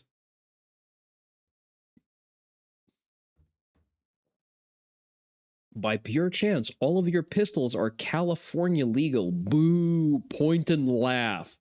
Point at Seku Sensei and laugh. Bully him into buying a stick mag. I have made sure that my Glock 43X is not California compliant. I only run it with 15 and 20 round magazines. Why do you carry with a 10-round magazine? You are a grown-ass man. What is wrong with you? States really shouldn't be able to make their own gun laws. Hold off on that. Hold off on that, friendly anarchist. I think it's state. I stan state autonomy to the extent that, like, Texas is a bulwark against gun control because on the state level it's able to prevent a lot of the shit that the feds might want to push on us. So no, I think that there's a reason why states have autonomy and why the feds have very limited reach across. I think that the feds shouldn't I think the feds should barely regulate anything at all. They should be predominantly charged with running elections, collecting import fees that should replace income tax, operate the Department of War, and that's about it. Oh yeah, and enforce the border. That's it. That's all the feds are supposed to do. Outside of money laundering. And sometimes, when a city turns into a Democrat shithole, they should be able to send in the National Guard. In the 2011 market, almost like these guys have been trying to one-up each other for the past 20 years on who can make the most ridiculously, preposterously expensive pistol of all time. While Jacob Gray, this gun, not the worst offender by any stretch, $5,800 for a century-old pistol. We also need to understand that voting has to have consequences. There's a reason why I maintain this as my Be Right Back screen, because this is a reminder that voting has consequences. And I think we need to let people vote themselves into having a low quality of life. We should allow Californians to shit their pants and sit in it.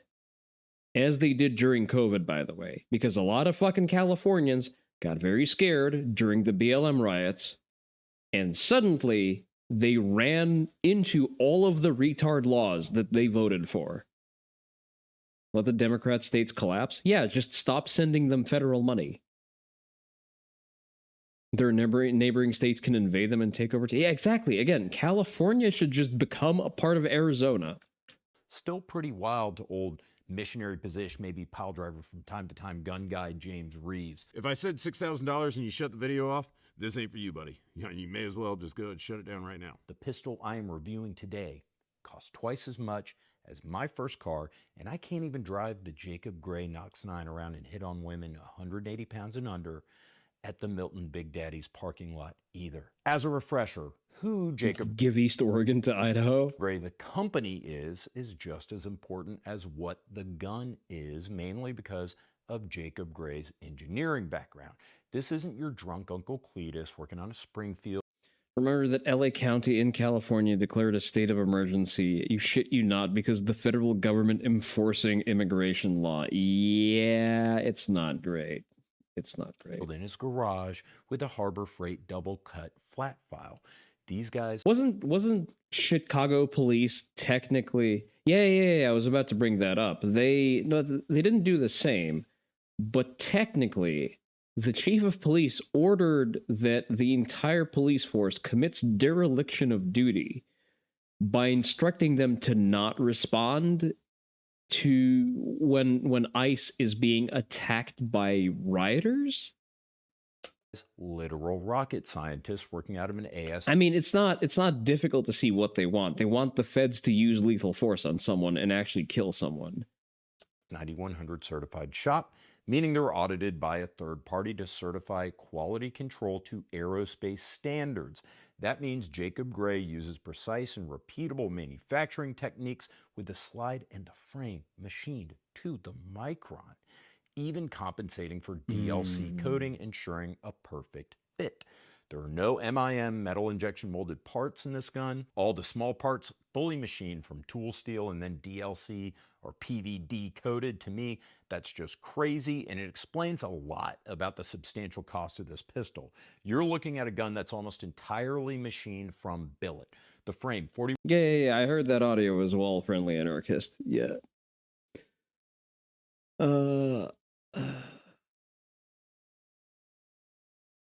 Riot soon, no SNAP payments? Oh no. However, that's the funny thing about the federal shotgun, about the federal shutdown. I've not really felt the effects of it. And again, the troops are being paid because they're being paid out of a discretionary budget that the president has access to. So turns out the feds aren't really doing a lot. But I feel like we're saving a shit ton of money for every day that the government is shut down. Like, every day the government is shut down is them not being able to spend my money on gay shit. Every day that the government is shut down, some over-entitled single mother to 3 baby daddies isn't able to spend my fucking money to buy $400 worth of groceries. Orange Man actual 4D chess moment. This man is going to take us back into a budget surplus within the year by just shutting down the government. 3140 pre-hardened. Oh, you want to throw a tard tantrum and just throw your toys out of the pram? Go ahead. Make me look even better. Steel, DLC coated, fully CNC grip. Or no. The people in this shithole country will go hungry. Well, damn. I guess they should have figured out a way to find food without using my fucking money. because I don't remember voting for feeding anyone else but myself. 5-inch 416 stainless ported and comped barrel, and an incredible 2.5-pound single action only trigger. It uses 17-round standard 2011 magazines and ships with 2 Atlas 17 rounders. The gun, it weighs 39 ounces unloaded. Pretty heavy, but this is a competition gun.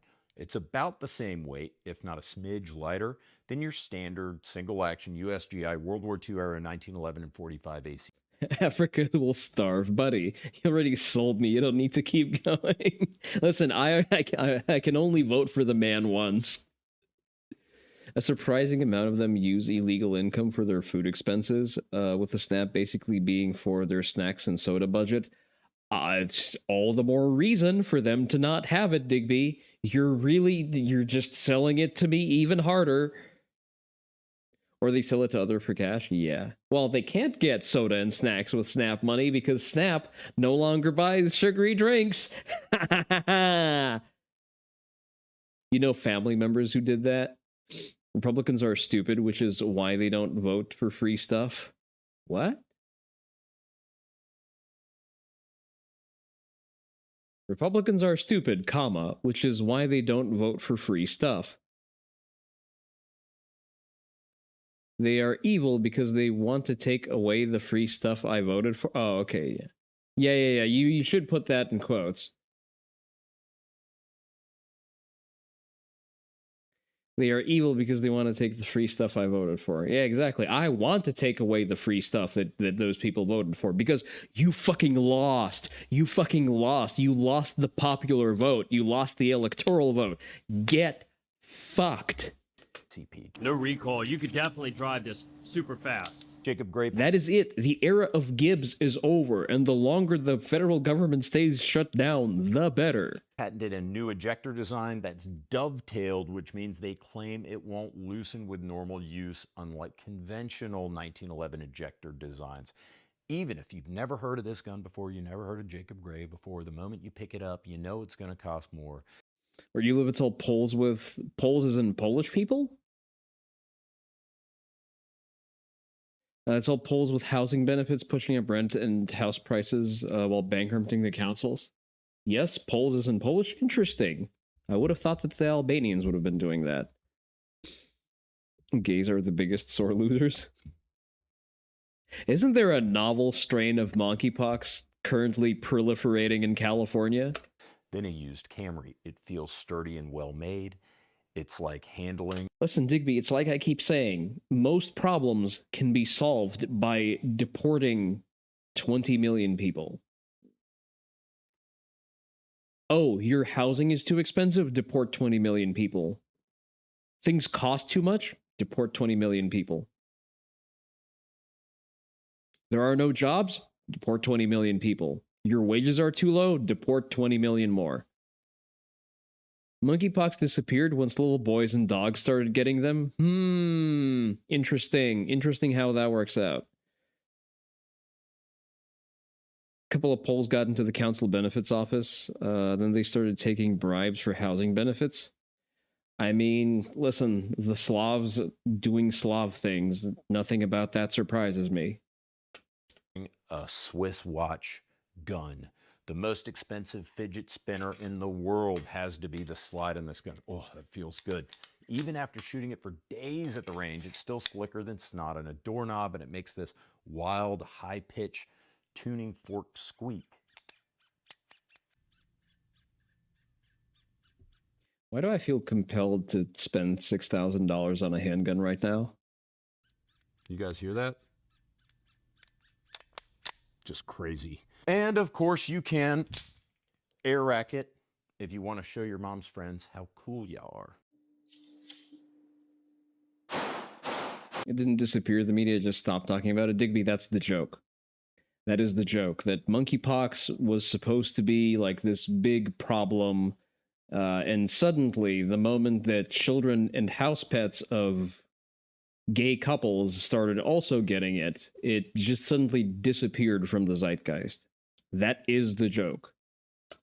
Everything feels right on this gun. Everything that needs to be smooth, like the operation of the controls, has no gravel, no grit, while everything that needs to be rough, like these slide serrations, the machined grip panels, gives you just the right amount of traction. How should I put this? It's almost as if the people who attend piss parties and go to the third world to get their back blown out by random third world men are consistent deviants in every aspect of their lifestyle, and everyone around them is at an actual, tangible, constant risk. Unsurprisingly, the George Jetson gun dorks have everything dialed in on this pistol. Reloads very easy because of this generous magwell that's machined into the grip frame. The radius of the back strap, the undercut, the little trigger face area of the frame here, just incredible. We were calling it the telepathy trigger because it's like if you just think, shoot, then the gun goes off. Not exactly what you want for concealed carry, but about as good as it gets for a competition pistol. This gun's also optics compatible indeed. Ours came with no iron sights at all. It uses an RMR footprint plate. Why would you need iron sights? Or what, are you poor? Behind the ejection port. I hate plates, but Jacob Gray uses plates, so they can offer a number of options for optics, so you can use whatever optic you want. Although I'd be perfectly happy myself with an RMR direct mount and no plate. We only tighten this with a hex key, so every time we shot a couple hundred rounds through it, the optic and plate would start to get a little wobbly, like me getting off of an international flight with all-you-can-drink Pinot Grigio on it. I would recommend properly torquing this to spec and using Loctite, by the way. We used an SRO. This is what I would recommend for the Nox. The large window on here, very forgiving. Not that you... Do you really think that news outlets will just do that? Just stop talking about a thing when then their narrative falls apart? Why, never. I would never allege such a thing.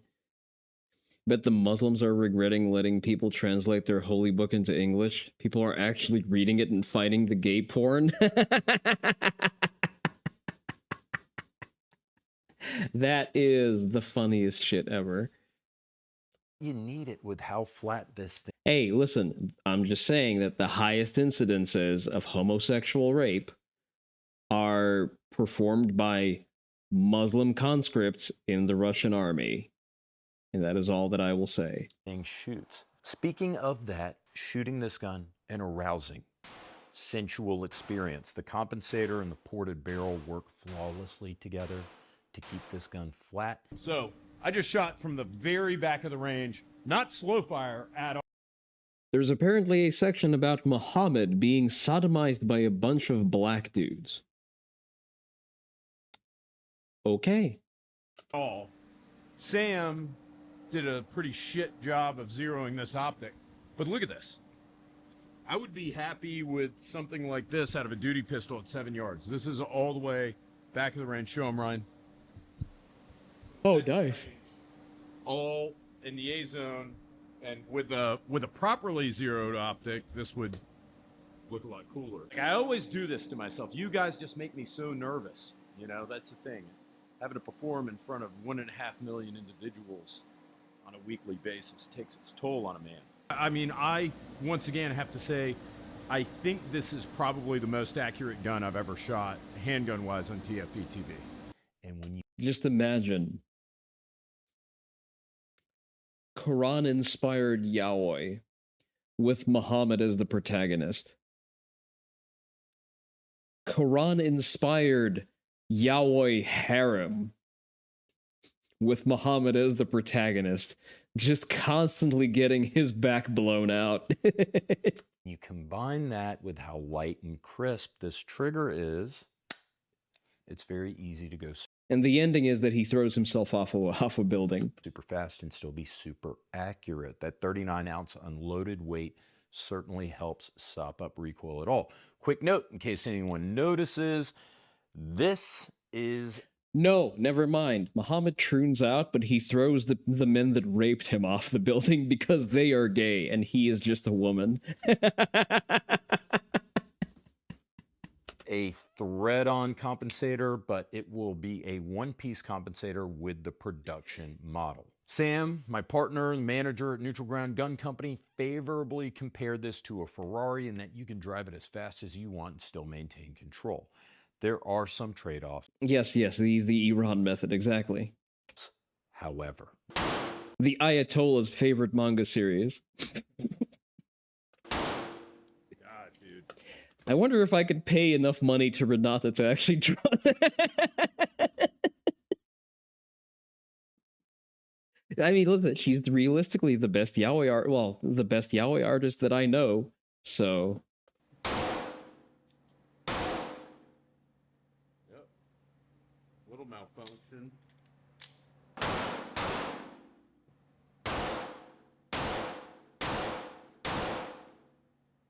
Okay, if my $6,000 handgun stovepipes, I get to beat the guy who sold it to me with that same handgun. God. I have to lube this bitch up. now look, I'm not getting all spun up on a couple of failures that we had with crap ammo on the range. This is a gun that's tuned for performance, not necessarily for agreement with every type of ammo that you put through it. This is a gun for... I know, Digby, I'm being slightly facetious. We started with a review on a Turkish 2011 that, you know, that was having more stovepipes than a Vietnamese whore. Like, it was chugging it while it was burning through the same magazine, not even between mags. You get to rape the guy who machined it. Competing. It's a problem of it being a 2011. Like, I'm sorry, the interlocking barrel is just, it's obsolete. It's not a design that's really built for anything other than punching holes in paper at this point. Not personal defense, just for fun. We did, however, run it with hollow points. We had no problems whatsoever. If anything, it ran better with that hotter ammo. Accuracy, as you might imagine, was excellent. Jesus Christ. Is this comp driving you nuts, by the way? Wow. I'm just getting less in the face. Dude. Imagine needing anything more than personal nuclear weapons. Is 9mm really more than personal nuclear weapons, Digby? Are we sure that that's the way that gauge goes? You get to run a mag through a Jacob Gray when you worked on a range. How was it? No, anything less than? True. Thing shot like a buttery laser. Damn, I imagine. Holy balls. Oh my God, dude. This is insane. The grip, very comfortable. It's subjective. I really like the checkering. Some people might want like a finer, more granular pattern than this, but I thought it was pretty great and no one complained about it at the range. All the controls work exactly as they should. Reload's too easy with this fat-ass magwell. I've probably mentioned it several times already in this video because I kept saying it on the range, but this may be the most accurate gun I've ever tested for TFB TV. And with all that glowing praise out of the way, let's get to the bad news. $5,800 bucks, 6G, a lot of money. Certainly not unheard of in this space. Oh, that's true. That's 58 before tax. Damn. If anything, it's on the middle to lower end of the scale for guns in the high-end premium competition 2011 sector. Double stack Nighthawks, usually 4 digits anyways. They start with like a 6, 7, or 8. Many Phoenix Trinity guns are more expensive than the Nox. Infinity guns probably start at the price of the Nox, and so on. In other words, you and I, simple duty concealed carry pistol enjoyers that we are, we've never even heard of these brands. We might not have even known that there are these psychos buying and selling 2011s for like $5,000 plus. Just like how I didn't know until I was about 40 that women actually put fake fingernails on their hands or that there are people who stand to wipe. It's madness, but it makes sense to some people. Indeed, in the asylum, there's even an argument to be made that the Jacob Gray might be a bargain. I've gotten to shoot all the guns that I just mentioned, Nighthawks, Infinity, Phoenix Trinity, all of them great pistols, but I'm not sure what else you get beyond what Jacob Gray offers here with the Nox 9. Or at least that's not my world to know. I'm not a competition shooter guy. I'm not a super high-end premium 2011 guy.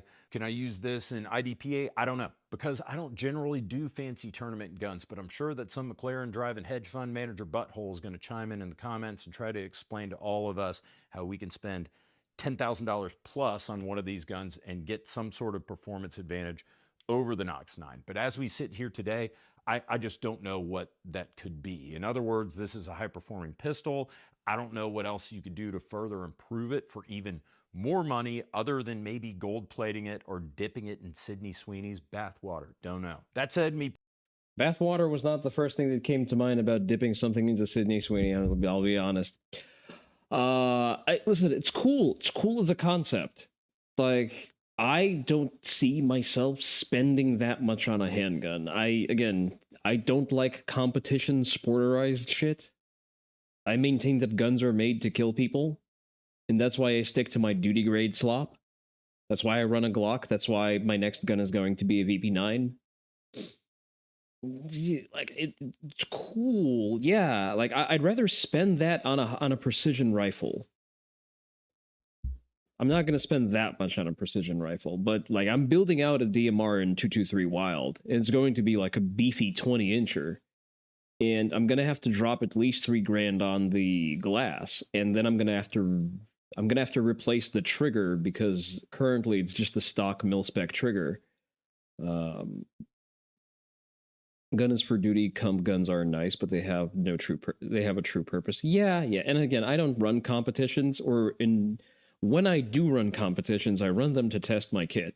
So that's why I run like 2-gun competitions with plates on, because I want to make sure that my plate carrier is comfortable and the ergonomics of whatever I have on my plate carrier are set up correctly that I can comfortably reload while having enough shit on my plate carrier. Which, by the way, since we're on the subject, I've figured out a very funny way to finally sling up my breacher shotgun. Let me pull it up real quick. S-Tac. There it is. Oh, it's not S-Tac, though. Or is it S-Tac? No, S-Tac is the other one.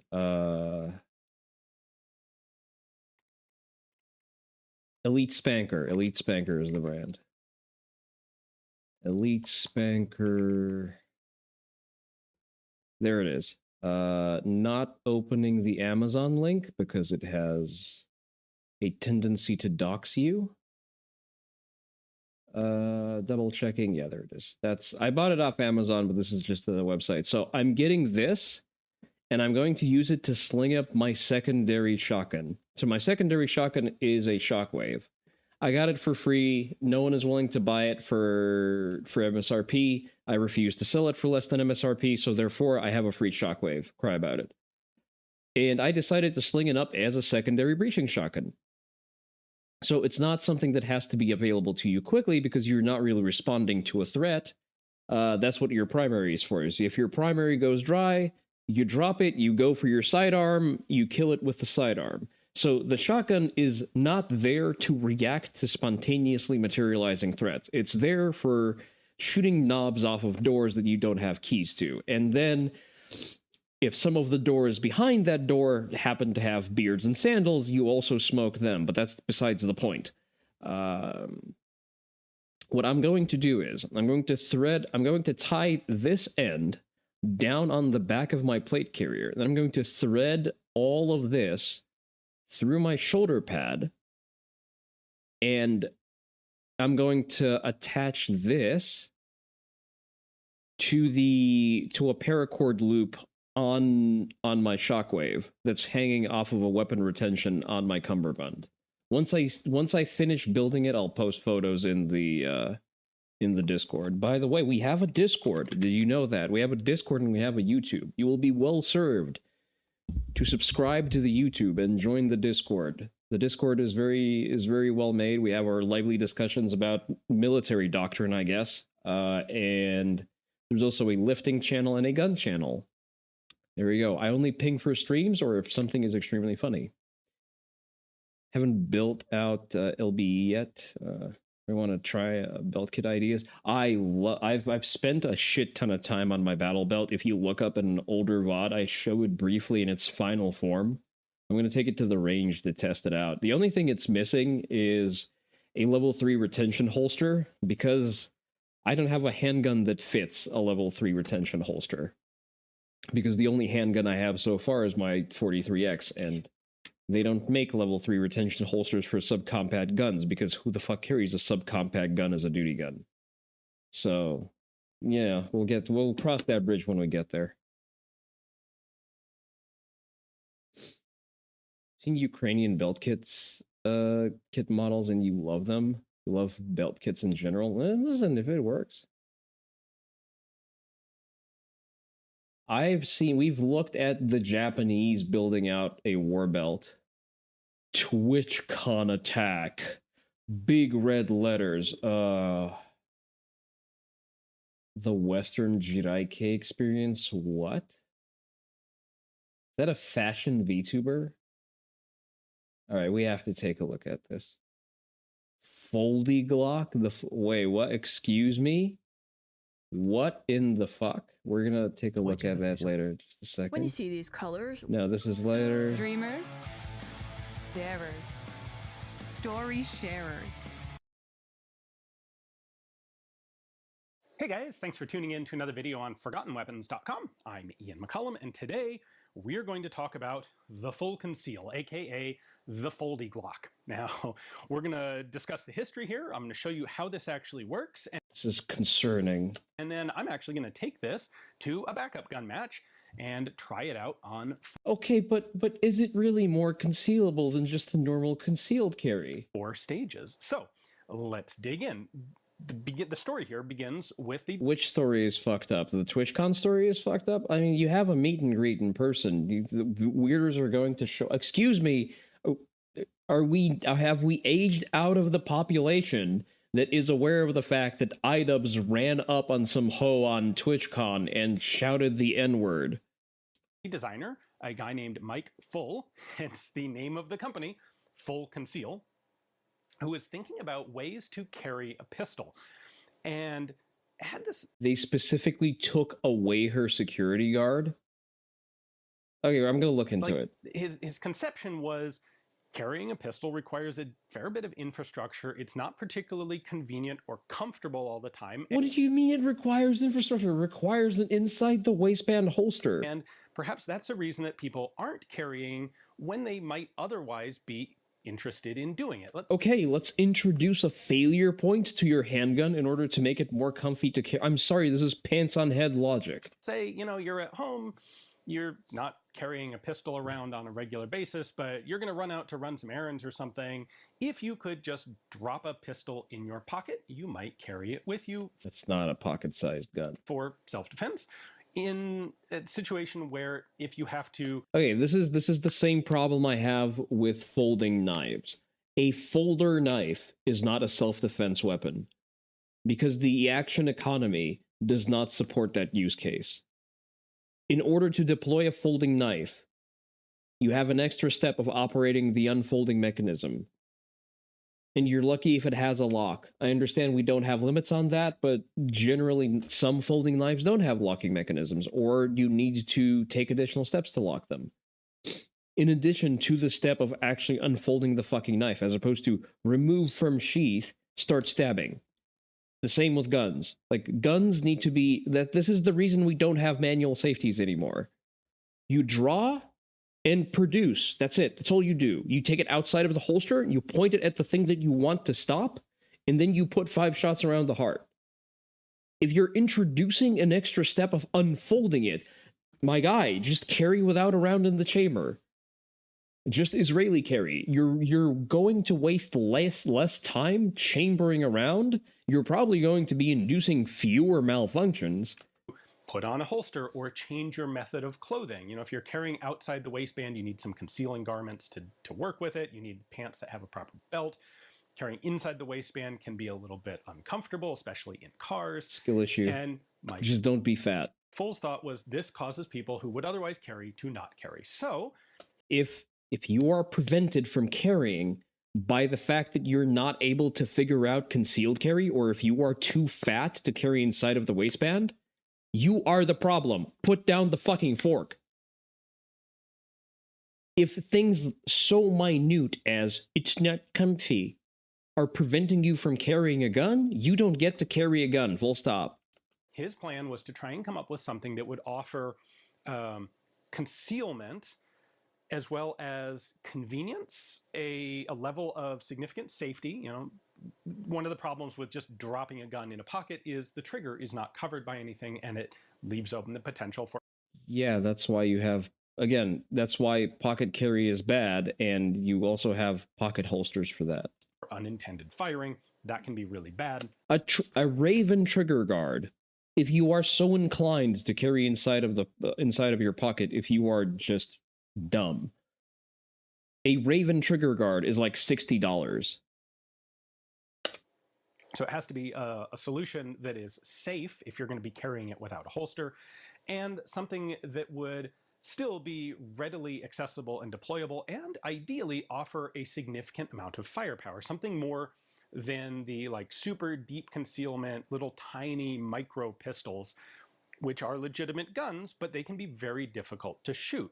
I think one of his specific motivations was the Aurora theater shooting, and looking at that situation from a tactical perspective and thinking, okay, if I'm in a large dark room with a whole lot of innocent bystanders around and someone starts shooting and you need to stop them, that's a difficult shot. If you're armed with a little dinky, you know, Keltec P32 or a Ruger LCP or something.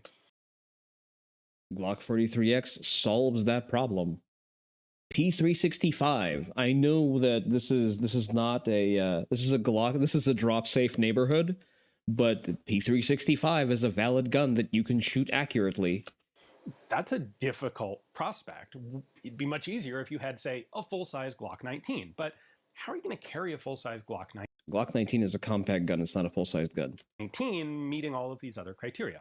Now, in 2016, he developed his M1 and M2 designs, and these are essentially ways to cut down the grip of a Glock and then carry the magazine parallel to the barrel so that you can drop the whole thing into a cargo pocket or a regular pocket, and instead of having the printed profile of a gun sticking out in your pocket, now it just looks like a brick, something like a large cell phone, which people don't really look at twice or think much about.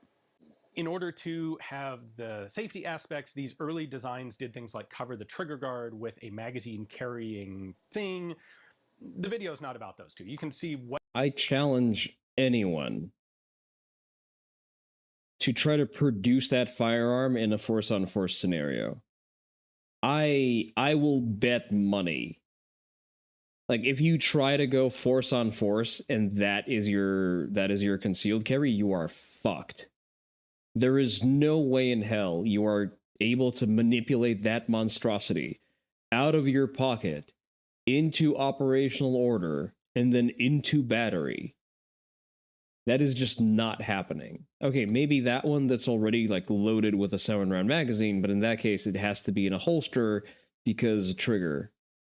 What they looked like, but it was the M3 design that really was the folding Glock that eventually came to market. So this was presented at SHOT Show 2017 in prototype form. I hate everything about this. We're going to cut the grip completely off of a standard Glock, rebuild the trigger guard as a multi-part metal folding hinge mechanism so that you can put a full-size magazine in a Glock 19, fold the grip up underneath the barrel. You have a rectangular shaped thing that can be just dropped into a pocket. The trigger is protected by the folding mechanism, so you don't have to worry about a potential trigger pull while the gun's in a pocket, and yet it remains quickly deployable, and you end up with a full-size Glock 19 with a full-size... I can see more than one way where something works its way in between the folded parts of the Glock and actuates the trigger. Even slightly extended magazine. So this was available. This was developed in two versions, the M3S, which was single stack. This is something that exists because an engineer is bored. Yes, exactly. That's on the money. Which was essentially a Glock 43, and the M3D, which was double stack, essentially a Glock 19. And what I have here is the Glock 19 version, the M3D. So let me show you how it works, because it's mechanically really cool. So here it is in the folded form, and you can see that the trigger is, well, there really kind of is no trigger. The trigger doesn't show up until you start unfolding the gun. Okay, fair enough. And it's right there. So the original concept is that this could be carried with a round in the chamber, and it would be totally safe because essentially you have all of the original Glock safeties. This is I mean, all of this is original Glock components. I mean, it was a... Oh, no, Terry, I hate everything about this. Again, my test for this is, okay, you want to... First of all, what is the carry scenario? Cargo pants carry? Okay, again, let's do force on force. Let's put a man directly in front of you, attempting to do harm. You are not going to produce and reassemble that handgun while fighting for it. That is just not happening. Glock, it's serialized as the original Glock. So you've got all of the Glock safeties. The trigger is hidden inside the mechanism here. The trigger cannot be physically pulled, so carry it with around in the chamber. And then when you want to deploy it, all you have to do is pull the grip down and snap it in place. There's a little hook right back here, right there, that locks into that pin. The magazine just sort of deals with itself. You don't have to do anything to it. It seats itself right there, and the gun's good to go. If you're carrying it with a round in the chamber, you just can start shooting at this point. So someone did all that to make the Glock trigger even worse. Got it. In order to fold it, all you do is press in on the back of this lever to unhook it from the frame. This folds down, so you've got your two legs of the trigger guard that fold up right there. You can see the trigger is pulled forward out of engagement with anything and very substantially protected there. You can then depress the magazine catch and actually push the magazine up in the grip to stow it so that it's no longer than the muzzle. This is a standard Glock 17 mag, but you can actually do this with one of the Magpul 21 round extended magazines, and it will sit flush on the bottom of the grip here on a Glock 19 sized gun, and the top of the magazine will come right up to here. So you can fit a 21 round mag in a Glock 19, and it is available and ready to use that quickly. So I challenge anyone to get less than a 3-second draw. Well, draw and fire on a human-sized target with that piece of shit. Original Glock trigger has been replaced by this flat metal lever. This is not actually the trigger. The trigger is this guy in the back, right there. But if I don't actually pull this lever, I can't depress that. So this takes the place of the Glock trigger safety. This is mechanically actually a really well executed design. With that, I can fire it and then reset when it cycles. It's not the most comfortable trigger. It is flat. Glock, now 10 times worse, yeah. And sort of short, and you know, I don't know that I'd want to go do a 500 round range. If you were going to be conspiratorial, it's Glock trying to sell something criminals would want, so it becomes illegal to make guns easy to take apart. I don't see what the end game is. Session with this thing, but that's not its purpose. Its purpose is as a defensive pistol, where Glock doesn't really have a reason to want their handguns to be less easy to take apart. That's just fine. And the trigger press on this is based on the... Also, we have codified right to repair, which means like you can't... Never said it was a smart conspiracy theory valid. Glock internals. So it's essentially the same trigger press as a regular Glock 19. The full concealed guns, both the Glock 43 and the Glock 19 models, were available and shipping in early 2018, just after SHOT Show 2018. And mechanically, all that being said, there's some shooting footage. I want to see the shooting footage. Stage 1 of our backup gun match. Okay. All right, shooter ready? Yep. Shooter is ready. Stand by.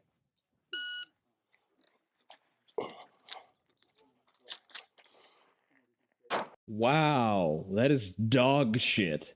Let's look at that one again. All right, shooter ready? Yep. Shooter is ready. Stand by. So we're at 12:52.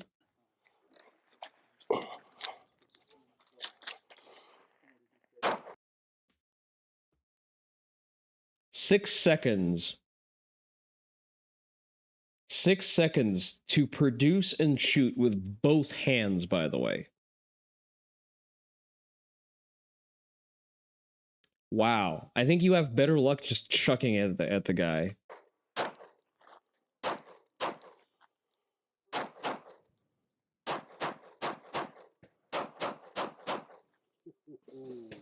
Very good. Unload and choke. Did he have a flyer on that? Just a second. No, that's just the screw being reflected. Ah, that's a stapler. All right, 13. Fuck, I can't speak. That's a staple just reflecting sunlight. 13.99, which for bug means 13.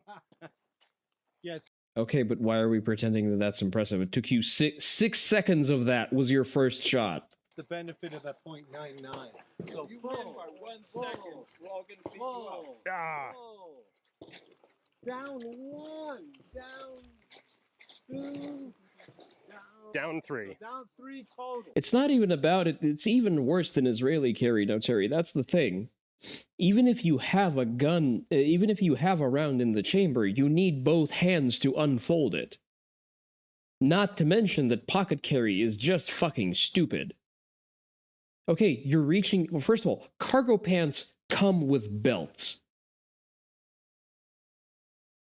I feel like we're running in circles. But what if I have pants that don't have a belt, so I can't concealed carry? Oh, I know. I'll put it in my cargo pants that are held up by a belt. Okay. This is stupid and I hate it.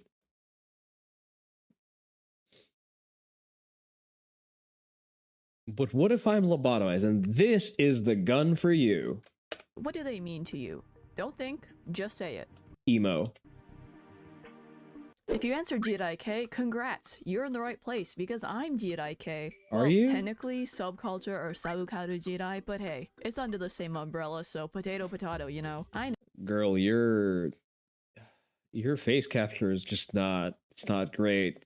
I say that with someone who has permanent resting bitch face. No, I know. Me, I don't look that JIK, but trust me, I am. So I'm gonna tell you what it's like wearing JIK outside of Japan. I've been actively trying to build a Sabukaru wardrobe for about 2 years now. Who is this? What is this? You're not sure you should hate, but you should probably hate. It's just a random video that I saw about Western JIK experience. The JIK is... how should I put this? It's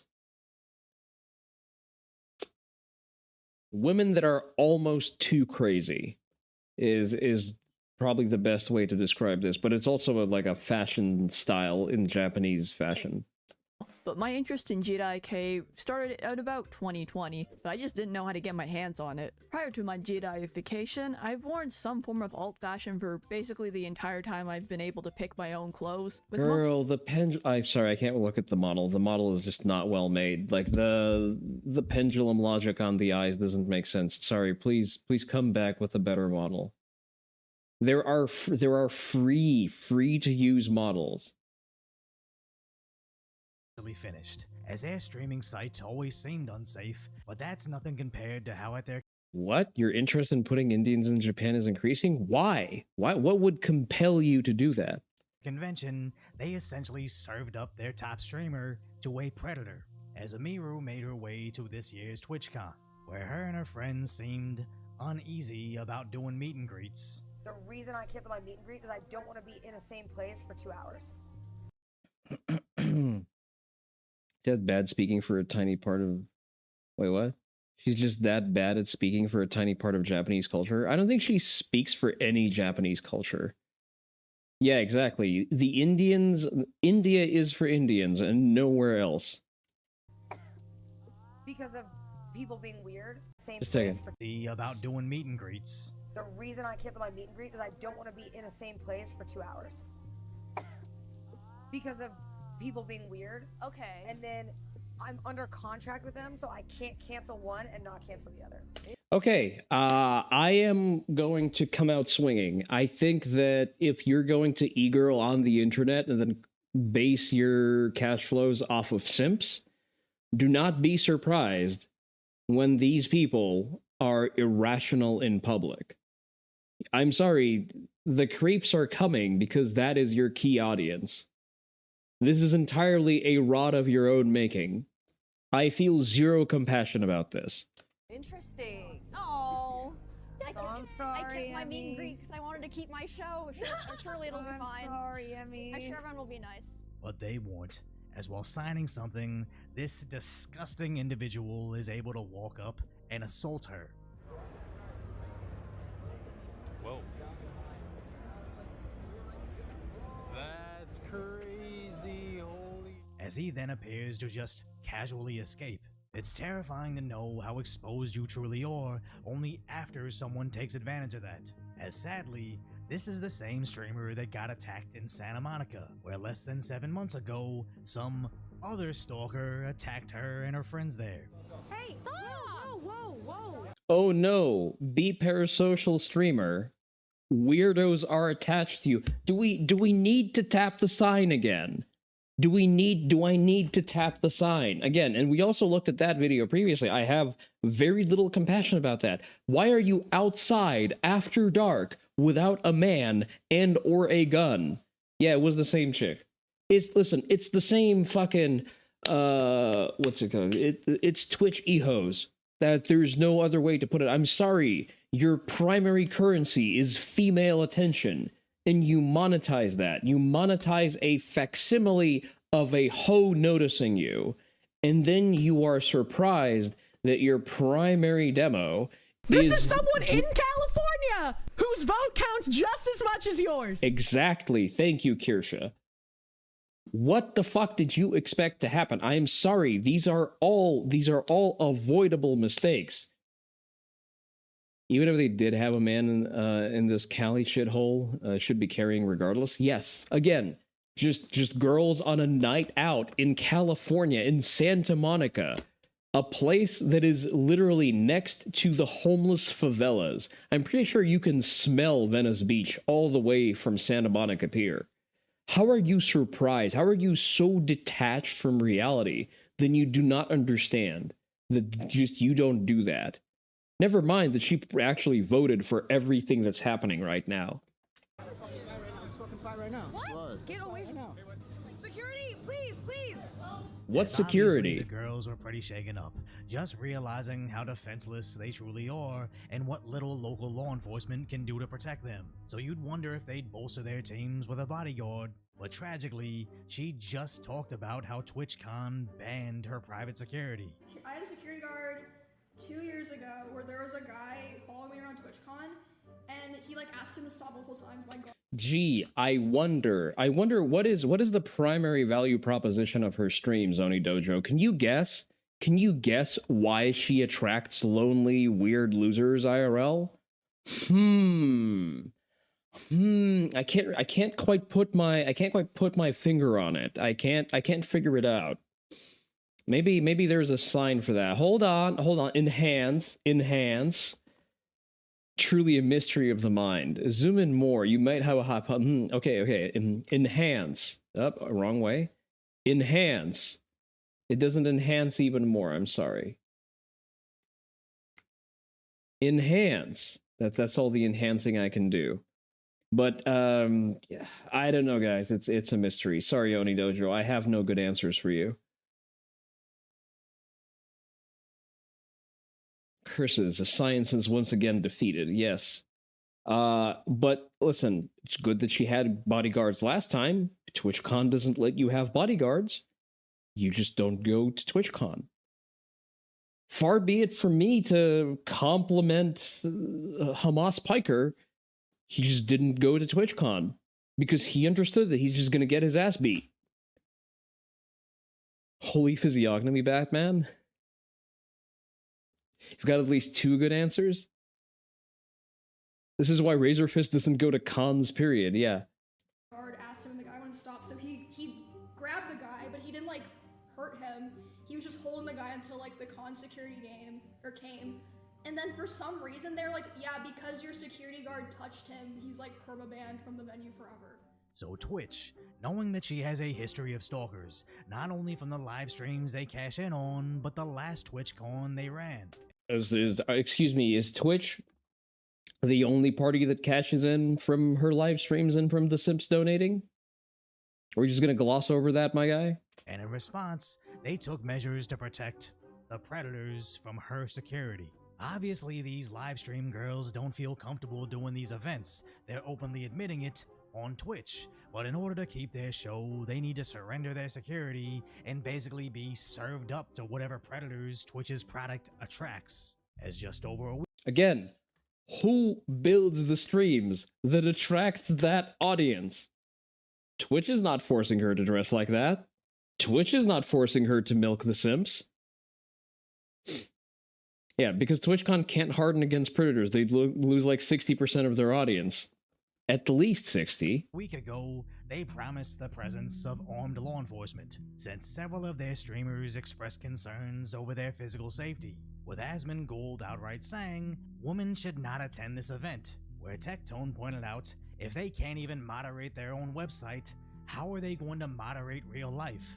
As even I thought about going to TwitchCon this year, but after hearing Asmon Gold, Tectone, and even Hassan were worried about being assaulted, and keep in mind these are all 6'3" plus large individuals, I figured they know more about it than me, so I stayed home too. As Twitch claimed, they'd keep you safe, saying they have world-class teams protecting attendees, partnering with San Diego PD and other law enforcement agencies, but somehow all Amiru got were these two completely useless individuals. Again, physiognomy check. This is your fan base, and you're surprised that some of them don't understand personal boundaries? I'm pretty sure that dude is going to be jacking off to death for the next 3 years, just to the experience of smelling her.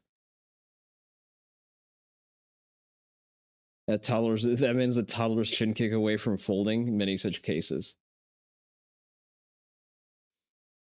Eggman might have a point, but Hassan's size is not that big of a deal. Well, listen, to the short kings, it seems like an insurmountable challenge.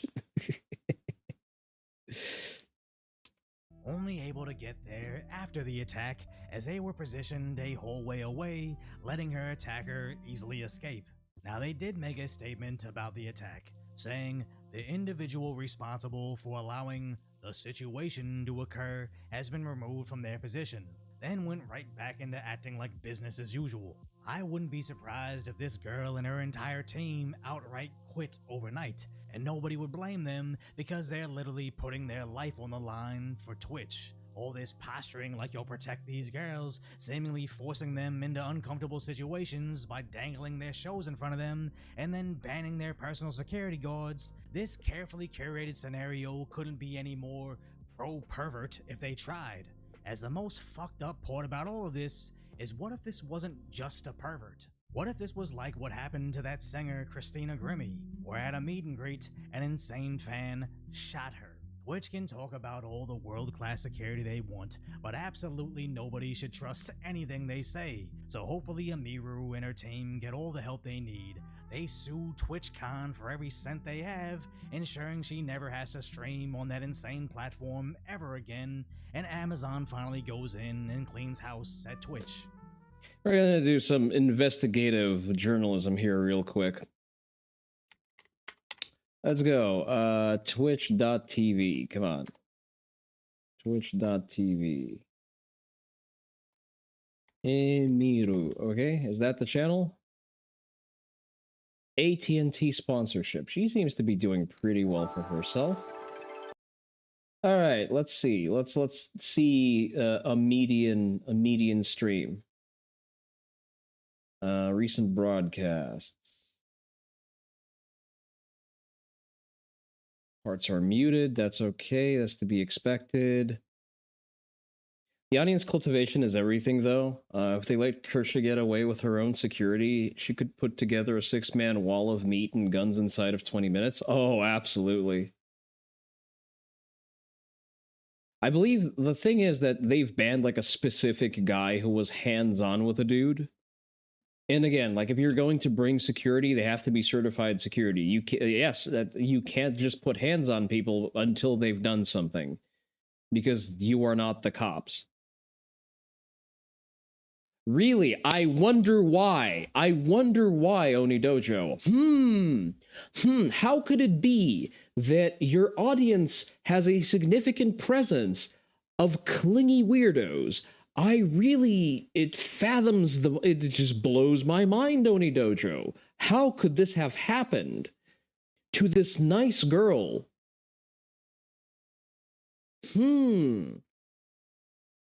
Really boggles the mind. Sorry, I have zero positive things to say about any party that's participating in this shit. You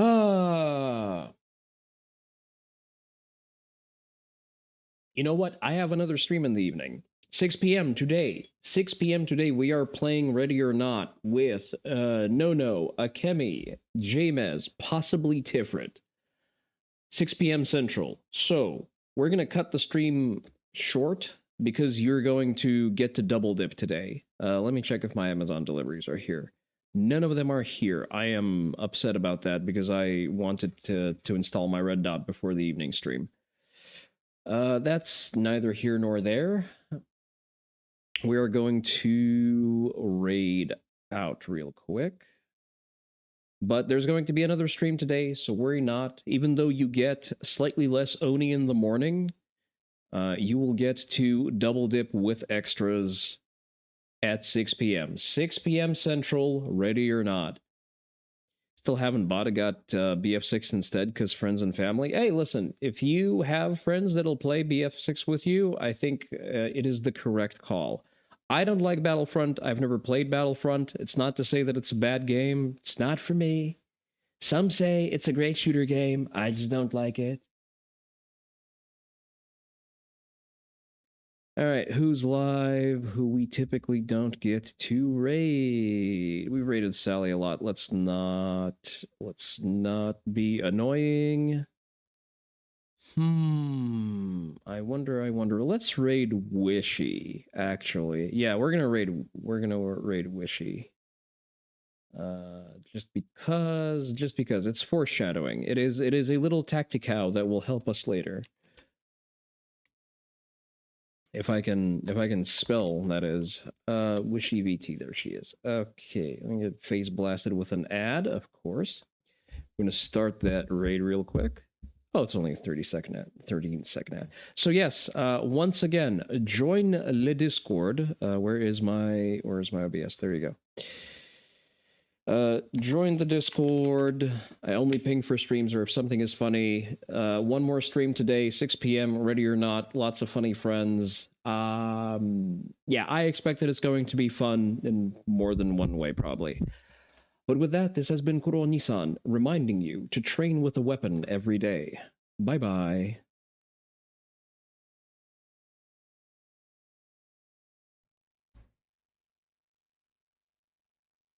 But how different do they sound?